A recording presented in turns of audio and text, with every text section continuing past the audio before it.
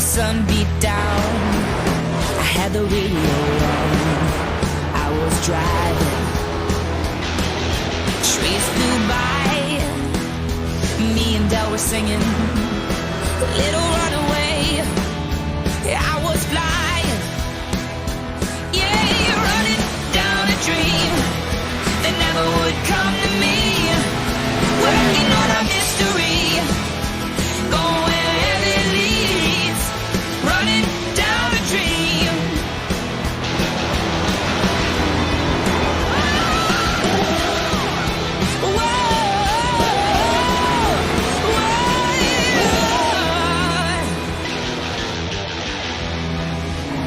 Yeah, running down a dream that never would come to me. Running down a dream.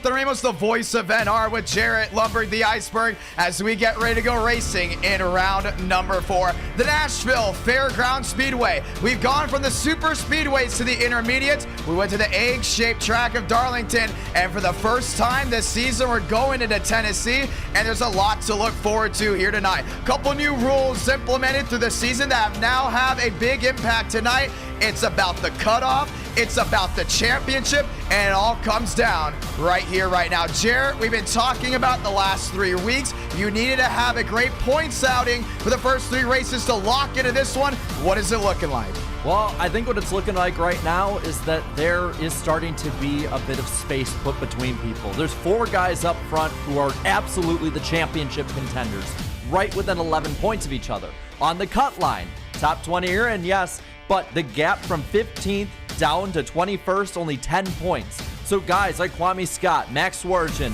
Burrows, Contreras, Moore, Greenwood, all of them are in tonight, but if they had a bad race, they might not be in next week. And you gotta look at the trends too. We started the season off with a brand new championship leader. That was Andrew Cootie. You head into the next race, another championship leader. That was Frank DeAngelis out with race number 2. After Darlington, another championship leader, Braden Movick, and it kept swapping back and forth. 1 second, Joe took the lead. Then Moss Stellar. Tonight, we could very easily see a new championship leader with how close the points are. And a lot to talk about here tonight. Some drivers, they've been struggling during Speed Week that are high in the points with this car track combo. Before we get into all of that, let's talk about the track. The Nashville Fairgrounds Speedway, 18 degrees in the corners, 3% on the straights. Who's race here? How about the Earnhardts? Dale Jr., Dale Sr. got their feet wet around this racetrack, this 5/8 of a mile. How about also Sterling Marlin out there, the Tennessee native, followed by as well Darrell Waltrip. A lot to look forward to. The Cup Series ran here up to 1984. The Busch Series ran up to 2000. Then the Nashville Super Speedway was made and they left the vicinity. But now you still got a lot of great racing. Short track racing, indeed, with the grassroots side. The All-American 400, the ARCA East, still makes its way into the city. And guess what? We're heading here tonight as well. Gonna be a lot of fun to see how this all comes down because it's gonna be a beast. We talked about Atlanta, how that is a track that's mostly driver versus track versus driver versus driver. Darlington was kind of in that same standpoint. From what we've seen of Speed Week, it is definitely going to matter tonight, and that's handling. A lot of these drivers have been struggling on entry, struggling on exit, that big, hard on the gas, trying to get back to the throttle. It's like a big hump down off 4, and guys have been spinning out left and right. Jarrett, what can we expect tonight, including with it being a day and a night race? Well, I think when it comes to handling, what you can expect is like you talked about. You're going to see these guys on the edge all night, and as the run goes on, it's not going to get easier. This is an old track with an older surface. Heating up the tires will be a huge factor in how you do tonight and day into night as well. And you have to add in also short track racing. You're going to be close to people. You're inevitably going to run into people. So how can you minimize the damage while also minimizing what kind of wear and tear grind you take on your tires as well? And let's point this out. The last 3 races, we've had green flag pit stops. I'm going to call it early. I don't think we have any green flag pit stops tonight. You're looking at fuel around lap 100, lap 110, and yeah, it's very much possible. I mean, it's a 300 lap race. But tonight, it's mostly going to be about cooling the tires down. Tire wear does mean something here tonight, but we've seen a lot of these guys in these test runs. They will get on the long green flag run. They would spin those rear tires. Next thing you know, they're struggling lap after lap. It's definitely momentum based, but you've got to cool these tires down. Here's the big thing too. Yes, it's a Gen 4 stock car, technically the same way we ran at Atlanta, but it's a completely different aero package. You're looking at 900 horsepower around a short track, and it's going to be a big difference on the driving style from that intermediate in race 2 to now the short track in race 4. Well, and you got to be worried with that much extra horsepower. You talked about spinning the tires, those restarts. If somebody stays out, even on 20, 30 lap old tires, but they're all heated up and you got those guys on freshies that are faster, somebody could spin the tires up front and your night could be taken out by somebody that's 10 rows ahead of you.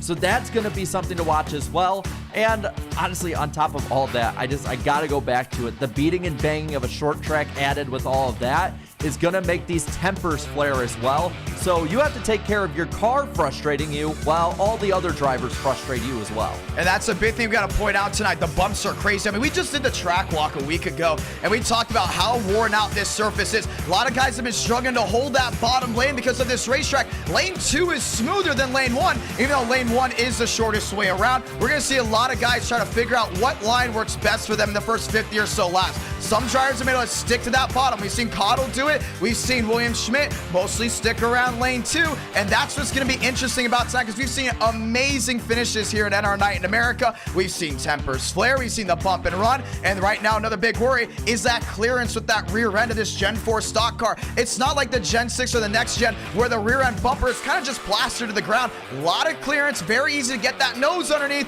One little tap, you go around. You don't have a fast repair as well. It's going to be a hotbed for drivers overheating, and definitely a hotbed for overheating with tempers. Definitely, and you see these cars as they go in the corner, the front end will be up under throttle and slam down, similar to the way that Cup cars used to do in the 2010s. It will slam down when they go hard on the brakes, and it's that moment as well when you see a lot of people get into each other or try and move somebody out of the way.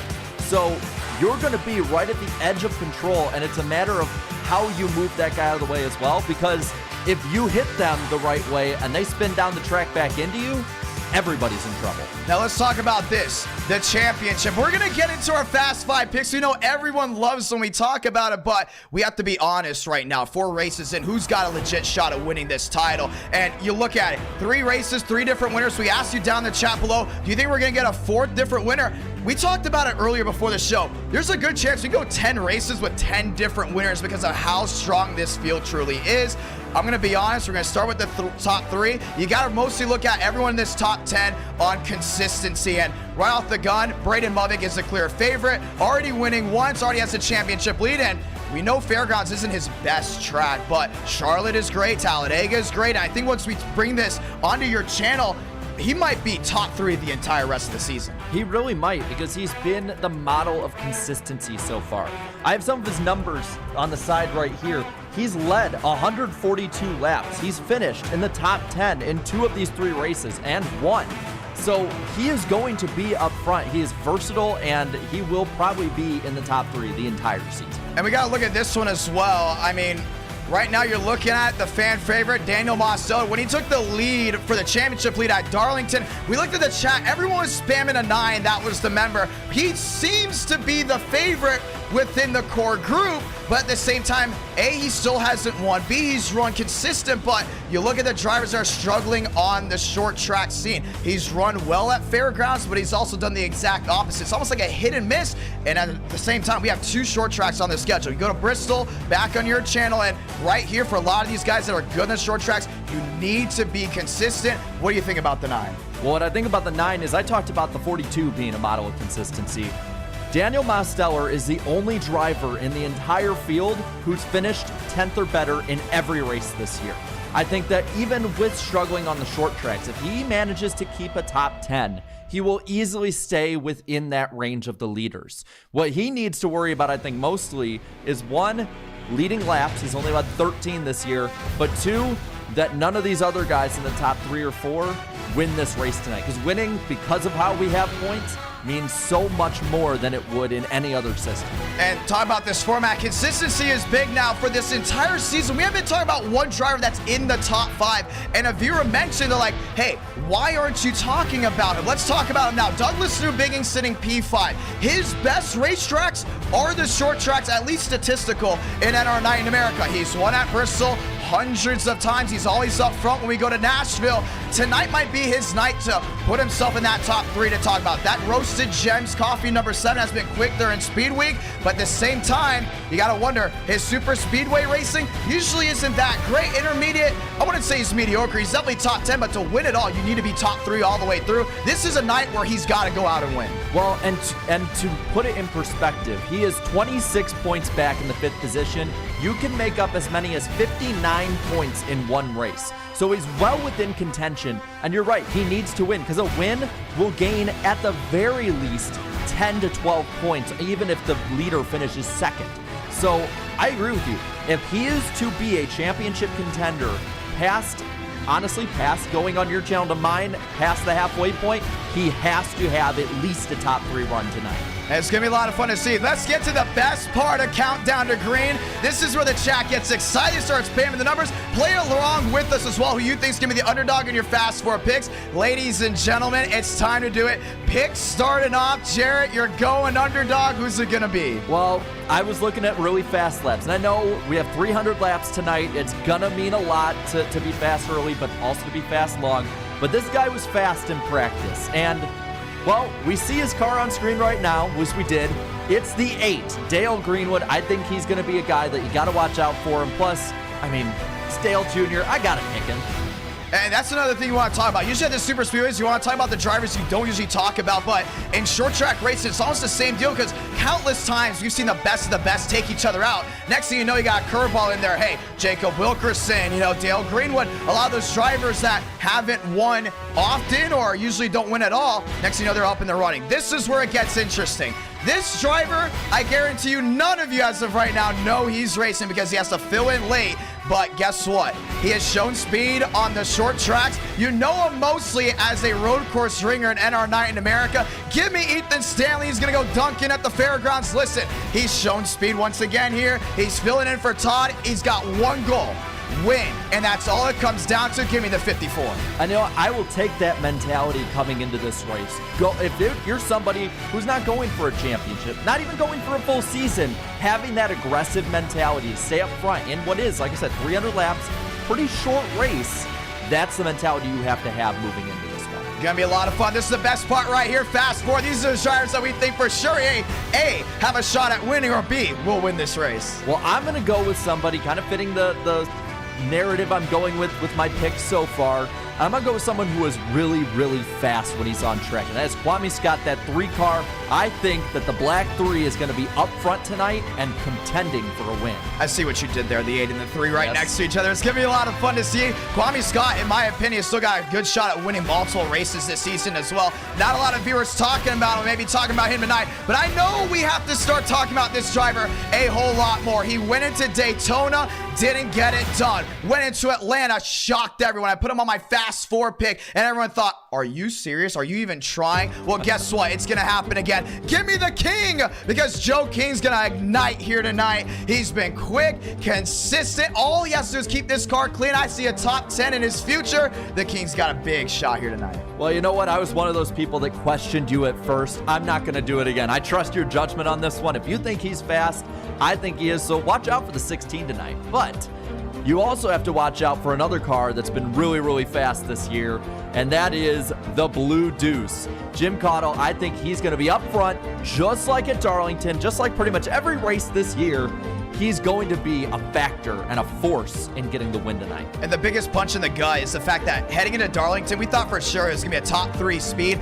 We got an update at the end of the race. Multiple drivers had internet and packet loss issues. Wyatt Tinsley, Jim Cottle was one of them as well, and a lot of great drivers had a great run coming, completely just dissipate. The Deuce has got a big shot, but let's go back to my top 3 here. Hey, listen, this driver should have won Darlington. After that mistake by Wyatt Wyatt Tinsley. It opened up the floodgates, but he made a mistake down off turn 4. Usually you don't see the older drivers, the veterans of iRacing make mistakes, but tonight it's going to be a lot of mistakes made out of a lot of these younger drivers. Tonight, I say the old guys are going to rule again, just like you did. Give me the deuce! Jim Cottle, I'm telling you, don't leave him out. He was faster in the Ford 400. He's been fast everywhere we go. If there's going to be a challenging car track combo for someone to go ahead and tame, it's going to be him.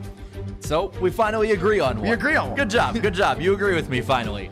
But I think we're both going to agree this guy is a championship contender as well. And I can't go through these without picking some of these guys that run up front. Because no matter how good they usually do or what kind of luck they have, they manage to get it up at the front at the end. And I'm going for my second place pick, Joseph Armstrong. I think he's going to continue, as he is third in points, only 10 points back. He's going to continue to be a threat to win. You know, I hate agreeing with you all the time, but I got to agree in this standpoint. I say we see a new championship leader. I don't think Braden Bubbick's going to have what it takes early on in this race. My fear is what he struggles with this car track comp. But I said the same thing about Darlington. He went out and won, but Joe's just consistent on these short tracks. I'm going to be honest. I don't see him winning. I don't see him in my top 2, but I do see him taking the championship lead, and we're going to go 4 for 4 on different leaders. But this is where things change, okay? Headed into Daytona, every viewer thought he was got the best shot at winning that race. Headed into Atlanta, viewers thought, where's the 14? Well, he's doing cartwheels down to 3 and 4 after a lap 5 wreck. But he went into Darlington. He let everyone know, I'm not done yet. Give me the BK14, James Thurston. Hey, he's won here before. He's done it in controversial fashion. You thought the Hail Melon was a big thing last year. We had to ban it a year early because of James Thurston. We know he knows how to do bold things when it matters the most. I think he's going to get it done tonight. And if someone's going to use that bumper, if someone's going to have what it takes to use it, it's going to be him. Well, I like that, being bold about how you run. And I think that's going to serve him really well tonight. It served him well at Darlington. It served him well so far in many races I've seen. Somebody who I think is going to be bold, and I know that this is somebody who shouldn't be a pick based on history, but I know that being bold has served well in this series so far, and I just want to see pure chaos. And no one else speaks chaos to me than Frank DeAngelis. I know he's not the fastest guy out there. I know he can crash a lot, but I also know that he can be the basically definition of chaos. And my main thing is he always finds a way. He could be like the 15th fastest driver and finish in the top 3. Now, here's another thing, too. We've heard from drivers saying they're not going to be cutting him any more slack, you know, this rest of this season. We got to keep an eye on that as well, because you're going for a championship hunt. You're going for a championship in general. You can't make enemies. But this driver has found every single rule in the book to go find a loophole. And you know what? I'm not against it. I just don't think it's going to happen here tonight. The All-American 600. It wasn't his fault that he got DQ'd, in my opinion. We watched back on it, but he did get DQ'd. Him and Fairgrounds, they don't have a real great relationship together. But there's one driver that I know has a great relationship with the short tracks. This is a driver for sure, in my opinion, that's going to win here tonight. Listen, we talked about it. There's drivers that are good just on the super speedways, then the speedways, intermediates. But when you think short track racing, you think it's got to be the best of the best to get it done. He's sitting P5 in points. If you want to win it all, you said top 3. I say you have to win now. Don't rely on Bristol, Douglas, New Bigging, because you're going to get it done in the Music City. Give me the 7, getting it done. Lucky number 7 is going to go to victory lane. A very, very solid pick. I didn't put him in my top 5, but I think he will be up there tonight. I think he'll be racing up front, top 10 for sure. I don't know about win, but I'd love to be proven wrong. Gonna be a lot of fun. Hey, ladies and gentlemen, best part about it, cars on track. Let's go ahead and go track sign to start out with driver intros. Quick update, 400 likes tonight. We will automatically do an extra race for this Friday night, Center Night in America, and it's gonna be a lot of fun. Let's get ready to go green. Just a couple more minutes till qualifying.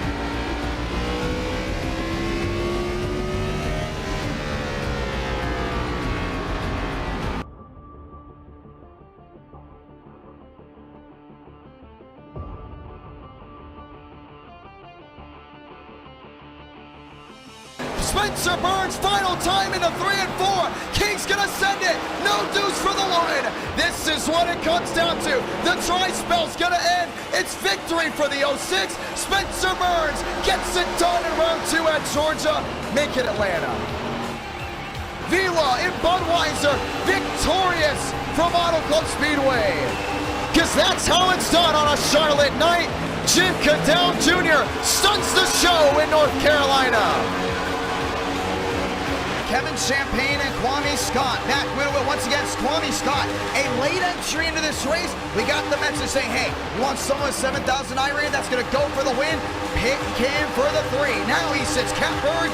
Next time by, welcome to halfway. Pushing, shoving to the outside. Drew Dua, first career win at Talladega. New Bigging going wheel to wheel. That's back to 1 and 2. Cooties goes high, Stone goes high, Walker goes low. 2 by 2, shuffling them out. And now Joey Stone's got to block every single lane. He looks to the middle. Muddick's gonna send him. Eberhard goes around. Douglas Newbigging is gonna win it in a walk-off. Victorious from North Wilkesboro. Tango on the apron. It's gonna be a photo finish at the line. Greenwood. He's got to work that magic down to 11. To the rear end. Joe pumps the brakes. Mosteller is gonna move him. Bump and run through turn 11. Final time into turn 12. Daniel Mosteller with a walk-off from Sonoma. Double wide behind these 4, but DeAngelis pushes Armstrong ahead. Brower now getting a run. The 3 of Scott gets it to the top 5 or single file. Was the favorite heading in. It will be the favorite going to victory lane. James Thurston victorious from Concord, North Carolina. It's gonna send it in deep. Swaggy gets to the rear end. He gets in the back end of him. The bump and run at 1 turn 4. Max Swearigan victorious from Long Pond. Now King moves his car up trying to block the air. And he's got to defend because that 06 saved the tires, and he's not going to stop himself at all from trying to get to victory lane. Moore, here he comes to the outside. Baker tries to block side by side. Timothy J. Moore steals the win at Talladega. Jeffries finishes 3rd. Alex Anderson comes home 4th. That's gonna do it. It's gonna be a controversial win, but it's gonna be a W. Joseph Armstrong victorious from the Coliseum. Max Steinmeier trying to make it back. He will. He's gonna win it at Talladega. Jordan Brandt should change for Alabama. Andrew Cooties 24. Frank DeAngelo 69. Andrew Cooties has just won the Daytona 500. Terrell Baker through the grass wins the 2011 Coca-Cola 600. Wow. Molina was right there too, Tega. What a night we've had. Underdog night. We stay green, everyone on their feet. Abraham Vila, David Joyner. Joyner looking for his first win in our night in America. To the outside goes Workman, side by side, back to the line once again. Cody Workman stuck in the middle. Does he make it work? It does not. The drive off corner exit will now be the battle for the lead. Ford on Toyota. Hayes closing race pretty big. Swearigan looking to close the door. Schmaker to the bottom. Final time through 3 and 4. Kevin Champagne gets bumped out of the way. Justin Champagne victorious in the clash. Scott up into the outside wall, and it's the greatest comeback in NR history. Braden Muddick is going to walk it off from Darlington Raceway. And that's all it takes with the Gen 4 stock car.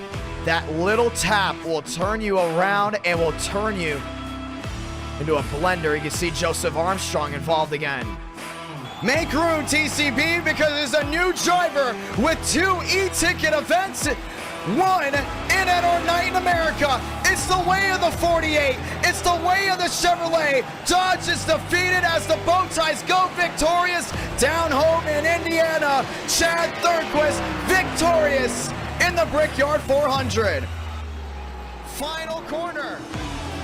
It's not going to work out. Ethan Stanley's gonna find himself back in victory lane, victorious from Watkins Glen. On turn 4 the final time. Parker went with the block. DeAngelis, he turned up, and DeAngelis number 4 for the final time. Tinsley blocks high. Demos has got to make a run to the short chute for the final time. All bets are off. Tyler Tinsley, victorious from Daytona. Face up, goes to 75.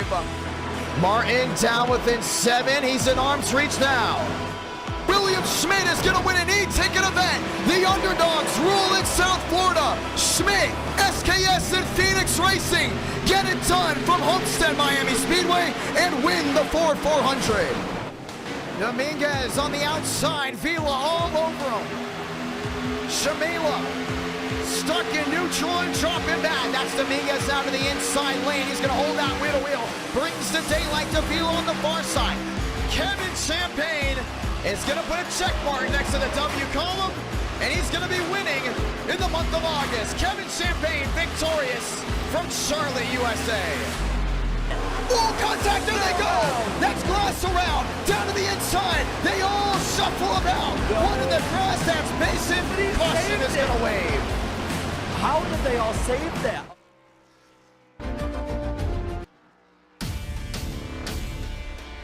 Ladies and gentlemen, let's do it. Who's going to make your field?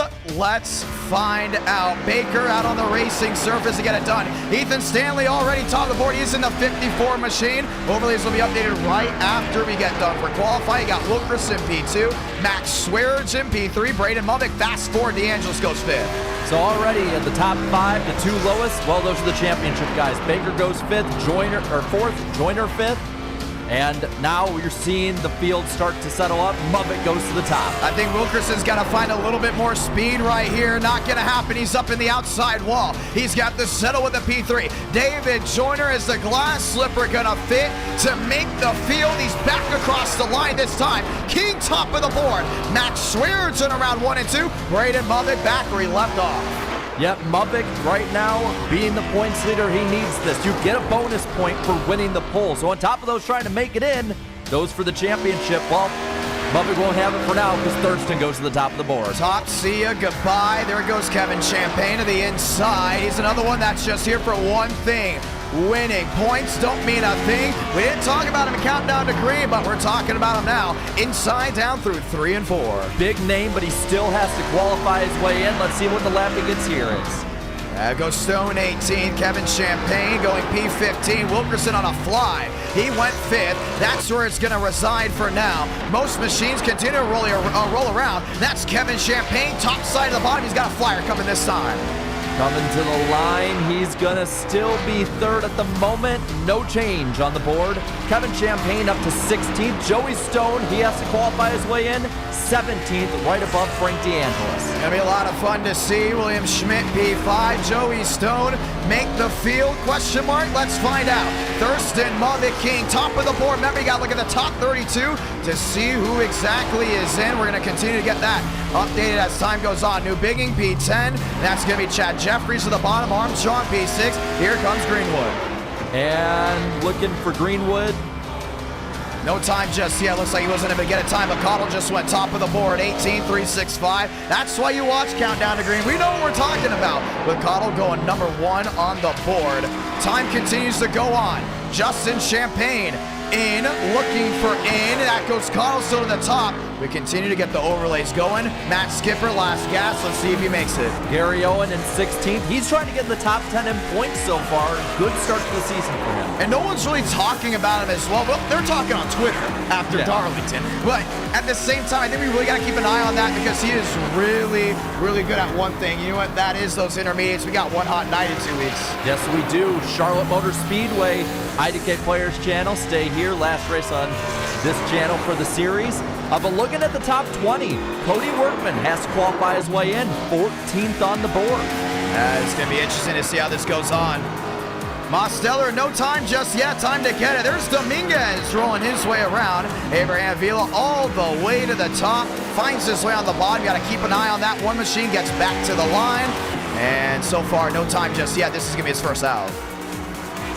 Going around to the back stretch now for him. still looking for time on seeing who's in, out. Mosteller goes 10th. New Biggin goes 12th. Once we line up on the front stretch, it will go ahead and load in. Gary Owen 18th. Welcome to the show. Everyone on the left side of your screen, they're ready to race. Yes, they are. And you're going to see a lot of these guys, championship guys, up front in the middle of the pack. So we're going to see people going front to back, maybe back to front. That'd be a lot of fun to see. Greenwood still rolling around. Dominguez rolling around. Kevin Schumann, let's give the update right here. We can do it as we go on the vocal side. Who's in, who's out? Vila still needs a time, but he's on provisional. Kwame in. Right now, Skipper out. Tyler Glass may be out. It's a lot of the 37 drivers to have a shot to get it in, and we're going to give you the time. Glass out of this race. He's going to say goodbye. Still looking for some more scoring. We think Shoemate might also be out as well. He'd be right on the cut line of being bumped out of this race, depending on who gets a time in and whatnot. We're going to find out here in just a moment, ladies and gentlemen. Thurston, Muvik, all rolling around. We're going to give the admins the update on who is in and out as time goes on. Only 32 drivers race. That's why, you just need to score some points during the middle of the season. Yeah, and that's why those wrecks at the end of races at Daytona, why getting crashed out at Atlanta, why it matters. Let's go ahead and read it off again to see who's out. Jordan D. Martin. He is out. Jordan D. Martin is out. Abraham Vila is in. Kwame Scott, that's going to be a big one. Did he make it in? He's in. Burns, he's in. Matt Skipper out. And then that puts Glass right on the cut line, whether or not he's in. I know he's 23rd. No, he's out. Points. He got 30th. He got 30th, so Tyler Glass is out as well. Yep. And that's 23rd in points. He's right on that cut line. He needed to make this race. I think Shoemate as well. That might be it. We're going to continue to go ahead and check it out. I saw towards the front, though, qualifying 11th was TCB. After a bad start to the season, he needs this run to be a good one. Continue to look around to see exactly who is what, where, when, why, and how before we go ahead and start this one up. So right now, we're getting word that's 33, last driver out, and maybe Alexander Dominguez. We're going to check right here. He's 26th. He'd be out. See ya, Dominguez out, and that is your field, ladies and gentlemen. Again, that's why you need to take advantage of those early season races and why you need to have the speed for the long run, not the short run. So we're going to call it right here. Dominguez, Shoemate, Skipper, Glass, and Jordan. That's 5 drivers out of the 37 that were not in the top 20. That means 32 drivers are getting ready to start this race. Ladies and gentlemen, make sure you get points because we're getting ready to go green in just a moment's time.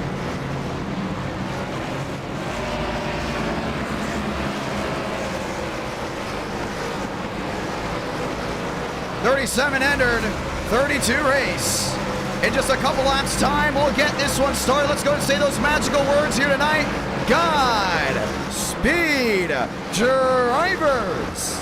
Your go for throttle up. Pit road speed, 35 miles per hour as they work their way down on the front straight. Last time the Fairgrounds was put on the pedestal of the virtual world, that was the All-American 600. Tonight, 300 laps, 400 kilometers, and this track's gonna change a lot from day to night. There's nothing like racing just 12 blocks from Broadway.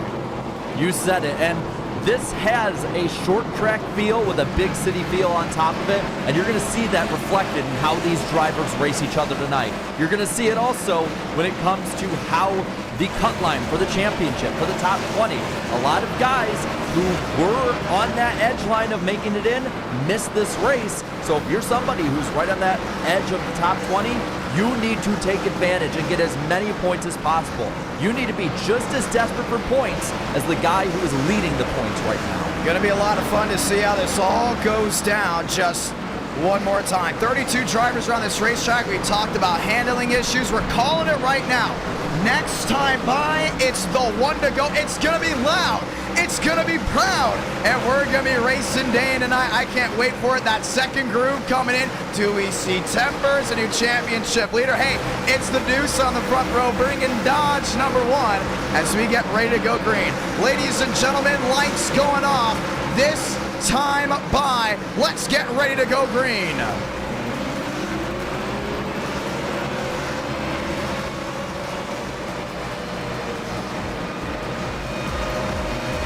Just joining in, we say welcome live from downtown Nashville as NASCAR comes to town. It's technically a home race now for the NR Cup Series, 1 of 2 this season. This year we're going to Chicagoland Speedway, but we're getting ready to roll. Jarrett, last words before we let them off. For me, I'm thinking that this may be the most chaotic race yet. We've seen a lot of these guys race clean, and I think they can do it tonight. But I do think you're going to see that chrome horn get used a little bit more. Grab a gear just one more time to the high banks, down into 3 and 4. NASCAR is back, and they're racing in downtown Nashville. So to get this one started, as 15,000 rise to their feet. Let's light the fuse from Middle Tennessee. Kick the dust up, down to 1 and 2. Thurston gets the edge on the outside lanes, able to get the drive down off. Cottle on the inside lane, back nose to tail. It's shuffling with the 2x2 back to third. Mubbick to the bottom. Cottle downstairs. Thurston hits the jets. He says goodbye. Leading lap 1, Burger King is king of the field, but Cottle right behind him with Mubbick looking a lane higher, and now they're single file through the top 6. King holds on to 4th. That's Stanley back to 5th. One sliding. What a save, Max Swearigan. Down on the inside, had that one sideways, and he was able to hold on to it. Just 2 laps in, it's the Thurston showdown up front. Talked about it before the race. New bigging up into the top 10, now looking underneath Swearigan for 9th. That 7th car moving to the front. Max is giving a lot of daylight downstairs, but nonetheless gets the drive down off. Cottle back by a 7, looking to close on in. Braden Mubbick under a 2nd. He's closing in as well. It's still 4 up, 4 down. Just joining in, we say welcome. Top 6 pull out to a little gap, but Wilkerson cuts that down. Single file through the corner, but they're all just trying to set up the man in front of them. Handling already becoming an issue from a lot of these drivers, just looking to hold on. Braden Mubbick right now he wants to find his way around the deuce. Up front it's Cottle back in that 2nd spot, but King is stalking his prey back through 1 and 2. Cottle is right ahead of Mubbick, but Mubbick has to worry about that 16. King looks low. Stanley looks underneath him. He's got the nose underneath the Fusion, and that Camry's going to bring it wheel to wheel. That's the battle for the 4th position. Behind is Joseph Armstrong. Behind is Jacob Wilkerson. Ethan Stanley battle for the spot down into 1 and 2, still not giving in. King trying to hook up that high side. He goes around. King to the outside, tries it right down to the inside, and the caution is going to wait. That's Cody Workman, and the inside safer barrier, and just like that early on, we throw it. We said it. We're not going to be gun shy on the cautions because we want to make sure no one wrecks out, at least early on. But wow, that was a save. Shades of Kevin Harvick earlier this week. The 29 now on the inside of the wall going around. Doesn't look to be too big a damage, but a loss of track position is huge. That's got to be the scariest thing ever. Remember, you're going from 3% of banking on the front stretch to 18%. You really can't see what's in front of you when you got herds of machines, and the next thing you know, you see the door of the 16. That's a big wake-up call, but there is a lot of damage on the nose of the 29. There is a good amount of damage. I don't think race ending, though, but it's going to be interesting to see how that affects him as the night goes. Let's watch back on it once again. This is going to be in slow mode. We're down to 1 and 2. We talk about King feeling the pressure from Ethan Stanley. I don't know if Stanley got it. Yes, he did. Got right in the rear end there of the Fusion. Put him up the track. This is a class move right here. He kept his foot in it. He didn't lock it down, but did catch Max Swearigan. Already within what, 4, 5, 6 laps. Max has had a hold on to the car left and right. Next thing you know, parks it right in front. Here's a 29 to the inside wall. That's Cody Workman. Let's go ahead and watch what happened from his part. Look at all these machines in front. All you see is smoke in the distance, and he might have got help from Thornquist. Yeah, I think he got help from Thornquist. Let's check if there was contact between him and the 5. That's Gary Owen in the 5 machine down on the inside. Going to be close to see. We're going to slow it down. Oh, never mind. Let me rephrase that. It was Gary Owen. Thornquist just came at the last moment. Puts it down to the inside.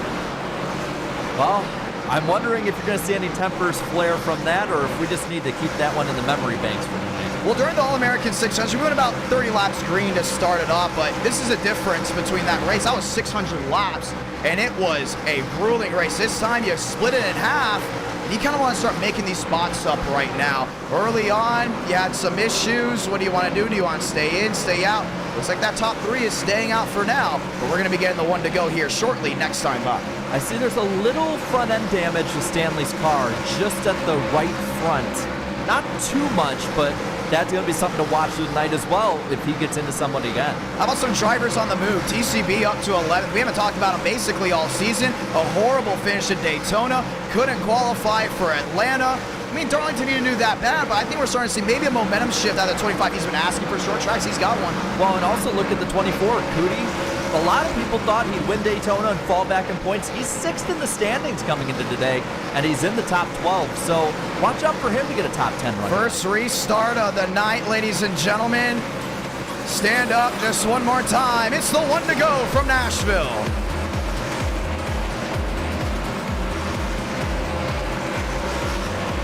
They're going to be aggressive. Drivers set the tone. As the sun already sets in Middle Tennessee, it's Dodge Chevrolet back on the front row. Chevy Toyota back to row number 2. Armstrong with Wilkerson. You know what Richard Petty said? He said, if you can win here, you can win anywhere. Jacob Wilkerson has not won yet in that R9 in America. He's driving the famous 43. Let's see if he gets it done tonight. Time to get it done. High Banks down into 1 and 2. Make it 3 and 4. Grab the gear one more time. Cottle, Thurston, green again for the Fairgrounds. And Thurston launches to the front, 2-car length lead. The battle's for second, 3 wide. It's looking as Armstrong looks low. That 2 got the drive off corner exit, but now Ethan Stanley's going to creep back to the rear end. Armstrong's not giving in. Unfazed downstairs. He's lined up wheel to wheel. Ethan Stanley on the outside lane. We talked about lane 2 being way smoother than that bottom side. Cadell again with the hit in the jets, and he's still wheel to wheel, but trying to get that drive off. But Braden Mubbick is not going silently. Cadell gets the run off the corner. Now he clears Mubbick. Thurston's got to worry. That 2 machine continues getting the drive off. One man scraped the wall. May have been the 42. We continue to watch on. Thurston, Cottle, Mubbick, Armstrong, all lined up nose to tail. They're down the back end into 3 and 4. Cottle staying right with him. It looks like he's taking a different line, lower this time. And when you watch Thurston, he tries to dime in the corner in 1 and 2. You can see they're both taking different entry down into 1 and 2. Look how high the 14 went. He's going to get a better drive off nonetheless, but Cottle's able to stick it right to him. He still holds on right to the rear end there of the 14 machine, but Braden Mubbick continues to watch on. He was the main driver that said tire temperature will mean more than tire wear here tonight. He's right now cooling them off, getting ready to strike like a lion, just waiting for his prey. 3-car fight for the lead, though, at the moment. And you see the 42 and 14 racing a little higher than Cadell, where Cadell keeps it down low. This time they try and change it up a bit, but the 2 getting a run off for him. Jacob Wilkerson under fire. That was Matthew Brower. He's lined up there with Joseph Armstrong. That's 5th, 6th, and 7th, all lined in. Drivers that have cracked the Sweet 16. That's Molina. That's Steinmeier. Chad Thornquist has to go from the back to the front. He's making headway, but just 17 laps in. Time's already fading at this short track. And up front, Thurston holding steady, starting to strengthen his lead over Mubbick and Cadell. And now Ethan Stanley trying to join him. Cottle is there, looking, peeking. Look back to Braden Mubbick. He's now going up to lane number 2. Ethan Stanley continues to follow. Behind, it's mostly scattered of drivers trying to hold onto their car. You got to wonder how the handling is going on with the Ethan Stanley machine. He's right now got that right front nose damage. He's not getting that big launch off that all these other drivers have got. Maybe it's a plowing issue. We continue to stay green down through 3 and 4. And coming up on lap traffic, you're seeing even these top guys are having handling issues, getting loose off the corner. Down into 1 and 2. Cottle is there. He wants the lead. Thurston's going to slam the door back downstairs. Armstrong finds his way through the back marker. Douglas Newbigging mostly holding on. It's a mosh pit from out Steinmeier on back. That's about the 15th, 16th position. Steinmeier downstairs. There's William Schmidt around the outside. Matt Molina looking for a way around as well. Right behind them, Gary Owen trying to make some moves. King moving his way through the pack up to 19th already. All lined up nose to tail, and he's struggling big time to hold on to that machine. You don't want to make a mistake in racing, but if you're going to make one on a short track, you might as well make it early. He's got a lot of time now to kind of feel that car out, but we continue to still watch up front. It's a battle between 2014 and the 2, down into 3 and 4. And the battle is starting to heat up as they're getting the bottom line starting to work in with Cadell. He's about 2/10, now 3/10 behind Thurston. They're going to continue to battle out, but you know, it's one thing we haven't done in a while, and our viewers said, hey, where did it go? Ladies and gentlemen, let's go ahead and turn it up.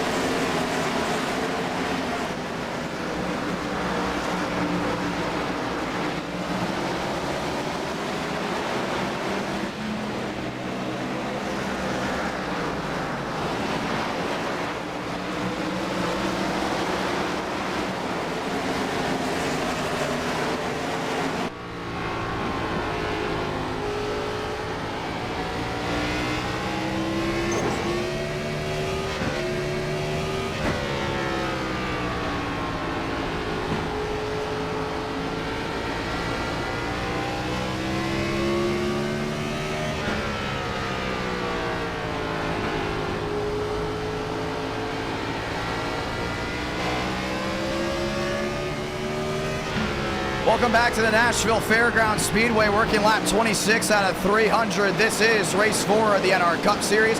Cottle was there. He started backing up just a tad. We continue to look what's going on. Lost shuffling towards that rear. One around. Douglas Newbiggin, caution's going to wave. That's a lot of damage to the front of that 7 car.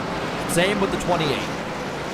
David Joyner, another one that had to make it in on speed. So far, a lot of damage. You know, I'm starting to realize it's a lot of the racing's coming down to like the old style 2000s racing of the NASCAR Cup Series.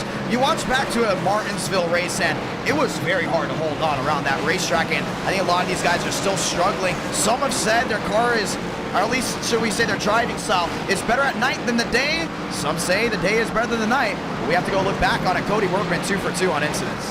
Yeah, there's a lot of damage on that 29. There's some damage on the 88 in the back, and this 28 car has some damage as well.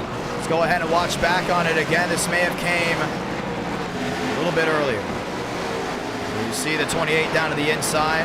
David Joyner going right around. Had to actually start earlier. That's Douglas Newbiggin, one of the drivers that need to have a good run. He got into it with that lap machine on the outside. We're going to continue to go ahead and get a learn or figure out who that is. That's actually Spencer Burns in the 06. Max Swearigan involved again. He's been, I wouldn't say he's struggling, but he's been definitely having a handful this entire start of the race. Early on, had a great save, got tagged there in that first caution, and Spencer Burns a lap down again. Well, Swearigan didn't need this. He's 16th in the standings. He's only 7 points in of the cut line. He does not need to be collected in instants this early. Yeah, that was Burns. He came down on the 7 and Newbiggin, just lost that rear end, catches that weird wall down there in turn 1. Kind of just jots out, and this is where David Joyner got slammed down to the inside wall. Douglas Newbiggin, another one. Hey, sitting 5th in points, and we talked about the championship's going to really change here. Right now, already the driver that sits 5th, maybe going behind the wall. Caution is out. New race leader, Champagne DeAngelis. I think their idea is just kind of ride around, figure some things out. Kind of try to stay out of the way of everything. When we cycle on through, I still believe it's going to be James Thurston, your race leader. Yeah, it probably will be Thurston. I'm wondering if DeAngelis is trying to stay out to get a lap lead. He's been in the back the whole race, trying to get that bonus point maybe, but being second isn't going to do that. Well, he talked about doing that too at Darlington. He said he came so close so many times, just couldn't get it done. Looks like Justin's going to go out there. He's going to go ahead and lead this lap. A driver that desperately needs points for this championship as well. You look at the top 3, it's going to go Champagne, DeAngelis, Thurston. Back there in the fast 4, Braden Mubick. Connell's going to drop back to 5th. Armstrong back to 6th. He's having blinking issues probably on the internet side. We'll keep an eye on that. 30 laps in, already 2 yellows. Are you surprised, or do you think drivers are still trying to get their feet wet? I'm not surprised. I don't think that anyone thought we were going to go through the night with only 4 cautions the way we did last week at Darlington. What I'm wondering is, are these guys going to stay out? They're staying out. Lights are off. Is Frank going for that lap lead? Because Braden Mubick is in that second row, and Frank needs to race him for the championship as hard as anyone else. Well, I don't think track position is that big of a deal compared to other tracks out there, but at the same time, traffic is a big problem, including early on, because not a lot of drivers want to go ahead and start moving guys right away. Let's see how this goes. Champagne, DeAngelis, Mubick, and Thurston restart once again from Nashville. Champagne down to 1 and 2. Mubick on the outside. He's going to get that riddle wheel there at DeAngelis. Trying to go ahead and squeeze downstairs. Not going to work. All sliding down off corner exit. Mubick to the bottom. Mubick to the lead through 3 and 4. Your championship leader is almost clear of Champagne. He is. He leads at Nashville. Hey, see Frank dropping back just a tad. Here comes Joseph Armstrong to the inside. He's also going to get a spot on the 38. Champagne continues to fade. Thurston right to the rear. He's looking for a way around. Now an opening downstairs. He's found his way through, and it's looking for clean air. Now will Thurston be able to make his way up the way he did earlier, get up to the lead? Mubick pulling away by 4/10 over Armstrong. He has 3/10 over Thurston. Joe's looking to fight back with that drive-off corner exit. About even still at the 42. Behind is Thurston in the 14 machine in 3rd. Everyone else continues to try to find their way around Justin Champagne. That's Ethan Stanley stuck in traffic back to 1. Stanley trying to make the top work. Looks high on Champagne to that 3rd lane.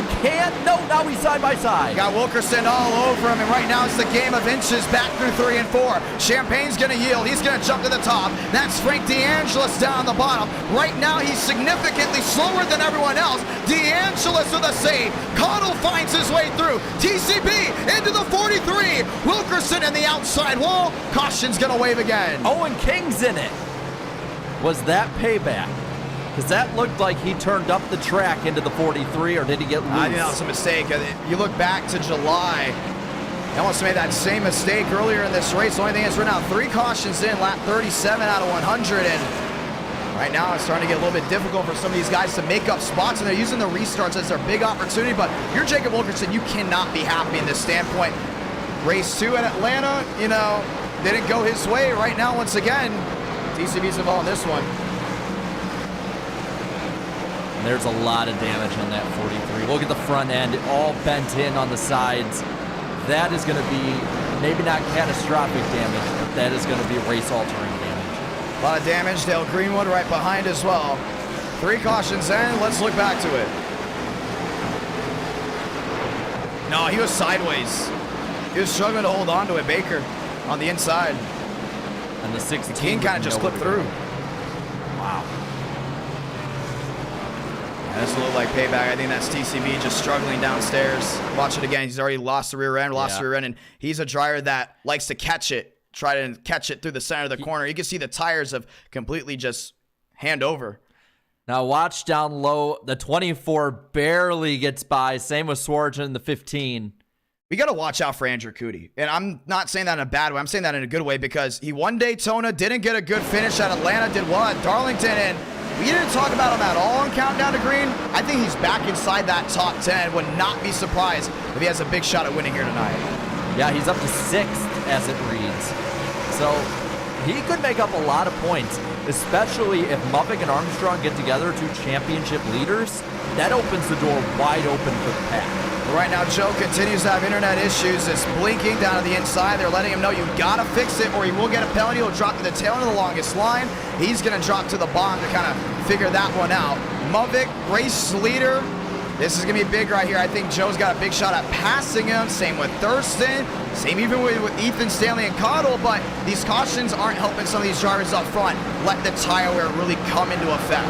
Well, early on, I think Thurston has the strongest car out there. Thurston running in the 3rd position, got mired back there when those 2 cars stayed out, but he has been kind of the restart champion of the night when it comes to getting the lead and asserting the lead. So I would be surprised if that 14 is up front ahead of these guys after a couple laps. Well, it's going to be a lot of fun to see. We'll get the one to go this time by, and we will try it again. Working lap 40 out of 300. Ladies and gentlemen, lights coming off. The one thing we can say is the sun is setting. The track is changing as the lights get ready to go on for the racetrack. And as we get more into the darkness, you're going to see different drivers move up to the front simply because their cars are set up better for the nighttime than they are the daytime. And subsequently, you're going to see people fall back. So I think it's going to get even more racy as the night goes on. Let's get ready to try it again. Toyota Chevy, row number 1 behind Ethan Stanley. James Thurston back in row number 2. Cottle Cootie, row number 3. Moss Seller, Max Swearigan, row number 4. Max needs a good night here tonight. He's got a lot of nose damage. He's been through a lot. He's been having to go ahead and fight his way back up. Still got a lot of race left to go. Let's find out who's going to get it done. High side back through 3 and 4. Drop the hammer just one more time. We're green from the Music City. Through 1 and 2, Stanley on the outside, Thurston down the bottom. Joe struggling to hold on to it, isn't able to get the drive off. Stanley in the outside wall, Thurston down the bottom. That's 3 wide through 3 and 4. Thurston keeping it down low underneath Armstrong. Stanley starting to fall back after hitting the wall. Armstrong just ahead in 2nd. Yeah, you see Muffick doing a great job of trying to get out of the way, get away from all the craziness behind. But it's Cottle back in 5th. He looks to the inside of 14, not able to get it done. That's Andrew Cootie in 6th. Riding in lane 2, should get the drive off. He does. He continues to bring the fight to the deuce. And now down to the bottom, Armstrong falling back, trying to get out of the way. Stanley to second. Yeah, he's having internet issues. It looks like he's pulling to the side, and he is. He got called off the track to go ahead and fix it. He's going to drop back for now. Connell P5, Ethan Stanley P2. Can we see a driver that's here in trophy hunt steal one for the drivers going for a championship? I think you can, but at the same time, look who's fourth. Andrew Cootie in the 24 and fourth. Connell now battling Swarjan for fifth. Swaggy top side, Connell downstairs, able to get the drive on through, and he's getting the drive off, but that 15 machine will hang on the quarter panel. They still hold the wheel-to-wheel. Andrew Cootie fast four, James Thurston there in third, Stanley way up the track, and that's going to be a bad mistake as the 14 is right on the rear end. He keeps the 14 behind him though. Stanley up a lane, so is Thurston. The track groove is moving up. Lap machine, Spencer Burns, that's what's next. You still got Thurston in third. Connell to the inside of Cootie. Cootie looking to get the drive off. Max Swearingen still tucked in. Mosteller has been the quiet one so far early on. He sits P7. Now the question is, who's been on the move? Right side of your screen, you see a lot of green. You see a lot of green. You see William Schmidt up 13, Molina 11, Vila up 22. And so far, that top two has all been moving forward. Andrew Cootie up 9. He's a driver we're going to continue to watch. Frank DeAngelis up 14. I think that was a strategy call by him. Stay out just a little bit longer. Now you got fresher tires than the rest of the field. He's up inside that sweet 16. And battle for fourth. Cadell is down low trying to get past the 24. He has position, and now it's still going to be side by side. He wanted to clear, wasn't able to get it done. Cootie hung right on the quarter panel. They're still going to dogfight it out back through 3 and 4. Thurston, Stanley, that's the new one in the wake. You got Dale Greenwood running like a modified down into 1 and 2. He's right in the thick of it still, and it's all battle it back off corner exit. Now that Duncan car gets just a bit of a hair of a lead over Thurston. Thurston follows him through 3 and 4, but Stanley can't get past the lapper. Mummick's having a joyride so far early on. 51 laps in. He has led the most laps, but right now, second and third, they're on their way. Connell, Cootie, fourth and fifth. They continue to fight it out, but Max Swearingen, it looks like someone took a sledgehammer to the nose of that machine. He's still got top 10 speed through 3. But he's under attack now from Demos, who's sitting in 7th. The 9 car pulling right up behind the mystery machine. He continues to follow in suit. William Schmidt, we call him our closer, but right now he's inside the top 10. Gary Owen, another great outing so far. He sits P10, Swaggy downstairs, Cootie up to lane 2. That's the dogfight once again for the 5th place spot. Cootie gets the run off, but not enough to get just that far enough ahead. Swarjan keeps it down low. Now Mosteller looking up high. He's keeping it near that yellow line. He gets right to the rear end of the Chevrolet. The bow ties battle here with Toyota. They've been doing it all night long. 5th and 6th under a blanket. How about that move for 2nd and 3rd? Thurston right to the rear. He wants to take the catbird spot. Braden Mummick now has the lead dwindled to about 1 second. It's continuing to change back through 2. And you're seeing guys take different lines now as Daniel Mosteller looks low for a moment, still sits in 7th, but you're seeing they're moving up the track a bit, especially in 1 and 2. Lap traffic continues to play a big difference here. You just saw it in the corner of the screen at one point. That was Kevin Champagne around the quarter panel of the 42. He is now closed on in. He has been making it a little bit difficult for that 42 machine. Main thing is he wants the lap back. Why is that? You can't get your lap back whenever you want. Thurston, Stanley still 1-2. That's the battle for 2nd and 3rd. And it's staying really close. Only about 2.5 tenths between the 54 and the 14. Down the back stretch, Stanley starts to pull him. Yeah, he's trying to go ahead and pull back into Braden Mummick, and right now that continues to roll well. Here's the 79 machine, William Schmidt down the inside. He sits 7th. Mosteller to the inside of Max Swearingen. That's the new battle for 5th. He's able to get that drive to the inside of the mystery machine. It's still Toyota Chevrolet through 1 and 2. Now they're dead even down the back stretch. The 9 car trying to finally break into the top 5. He's there for the moment, but Swarjan gets the run up top. Yeah, he's getting that big drive. How about 9? He got loose coming down off corner exit, and this is where the 9 can capitalize. Mosteller downstairs. Is he able to clear? Yes, he is. Mosteller up to 5th. Swearingen back to 6th. Everyone else mostly riding around. Gary Owen up to 9th, and Steinmeier in 10th. An update on a championship contender. Armstrong fell in place back in 12th, right ahead of Frank DeAngelis. The 2 green cars fighting for it. And now Mosteller trying to get that top 4. 54. We're getting word that he may have been able to fix the issue. And once again, at short track, if you're going to have a problem, have it early. Max Swearingen back to 6. He's out battling there with William Schmidt. But so far, who's out towards the rear end? Andrew Cootie right now having trouble. Just a scoring error there. But here's Joe in the 20 machine. He's fighting there with Vila. And he's trying to make his way back to the top 10. Looking underneath that one car. The 20 has speed. Now he needs to prove it. But Vila looking underneath Steinmeier trying to get to the top 10. Andrew Cootie has dropped like a rock. I mean, absolutely gone outside that top 10. He's back to 18th. He's got Schmeeker right behind him. Shoemate as well, kind of just riding around. That continues to be the issue. You look back up front. Stanley, Mubik, Thurston, 1, 2, 3. Connell back there in 4th. Mosteller back in 5th. The Deuce is back, and he's fighting for 3rd. He's fighting hard, but at the moment, that 14 still putting a little gap on him. The gap, though, is between Stanley and Thurston, and Stanley is starting to make it up on Mubik. Your race leader has to deal with the mosh pit of machines. He's got Spencer Burns. He's got Cody Workman all around him, and that's why he's lost so much time. At one point, 1-1 back was the 54, down to some change in the 75. 3 machines under the blanket of your leader, still not giving in down off corner exit. And they're going to fight hard because only the lucky dog, only that first guy a lap down gets their lap back on a caution.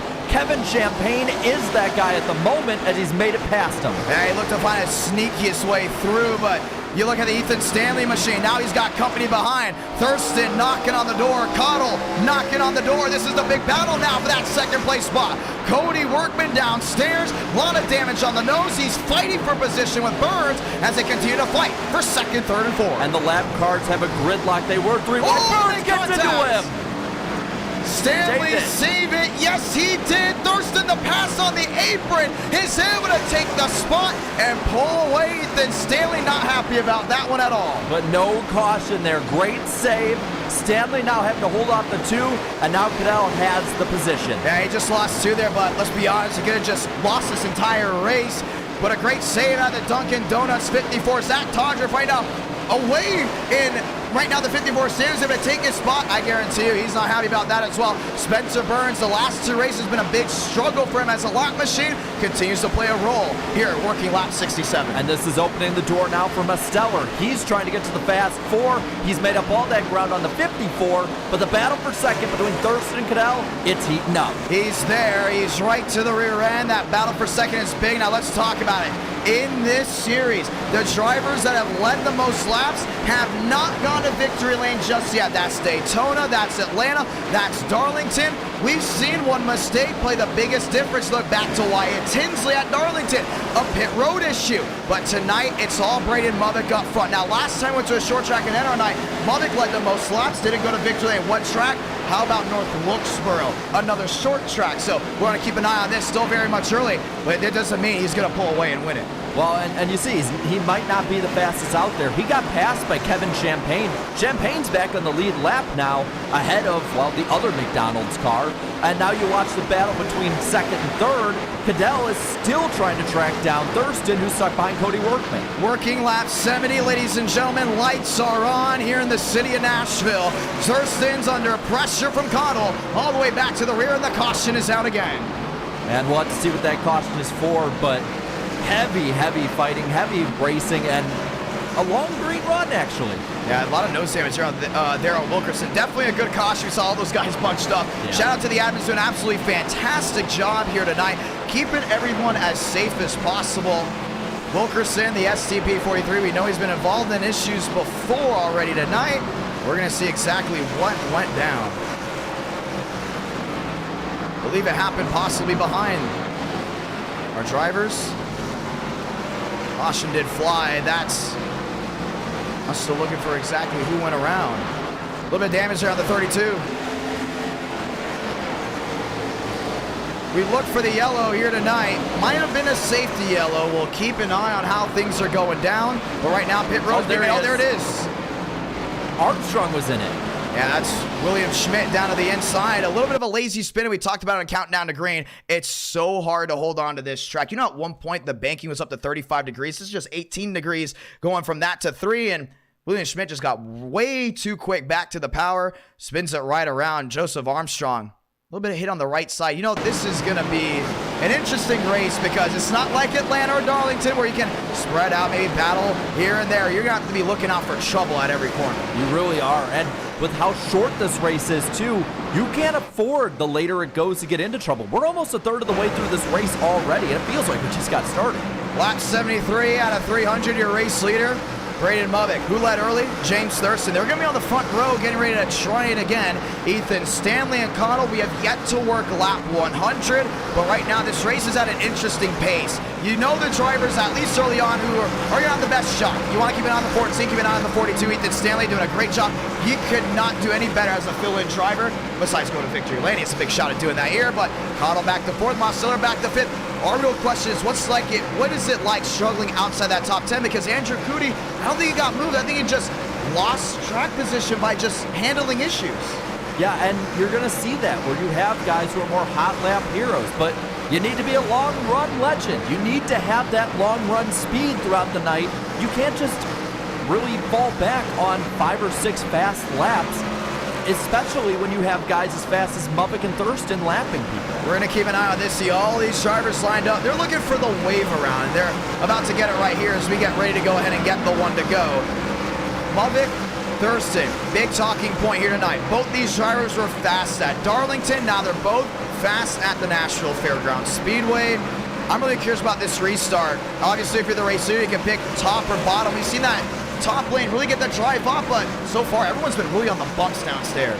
Yeah, they have, and that is what kind of worries me as the night goes on, is you see these guys up front, they're still racing pretty well. Their handling is still doing pretty good, but what happens when they're side by side with a lap car who's desperate to stay on the lead lap? That's going to be interesting as we go, but they're lining up now. Getting ready to go ahead and try it again. It's been a great crowd here tonight. Short track racing on a Tuesday night. The bow ties take row number 1. It's Mopar versus Yoda back to row number 2. Mosteller, Vila, they've been creeping on in. Let's grab it here just one more time. We're green for the Music City. And now Movick gets out to the lead, top of the board. Thurston right behind him. The battle's for 3rd. Hey, he's closing in big time. See Connell back there as well. Mosteller downstairs there on Vila. That's the battle for 5th. Thurston looking for a drive off. Movick back to the power. No slip up. Chevy Dodge down into 1 and 2. And now the battle for 5th seems to be resolved. Vila has the position over Mosteller. Top 5 starting to pull away. Steinmeier up to 12th. Cootie back to 13th. That's Chad Thornquist up to the 14th position. Champagne really sliding his way up. Big shuffle to the rear. And it's the big one. Down through 3 and 4. The caution is out again. Frank D'Angelo's championship contender involved. Cody Workman, another incident involved. Same with TCB. Douglas Newbiggie just can't find his way through. 7, 8 machines swatted up down through 3 and 4. Well, let's get to the bottom of it. Let's see who probably got cut off if it's like any of the other wrecks. Last thing you want to do is have an issue on a restart, let alone when everyone's packed together. But right there, I don't think there's a lot that many can do under speed.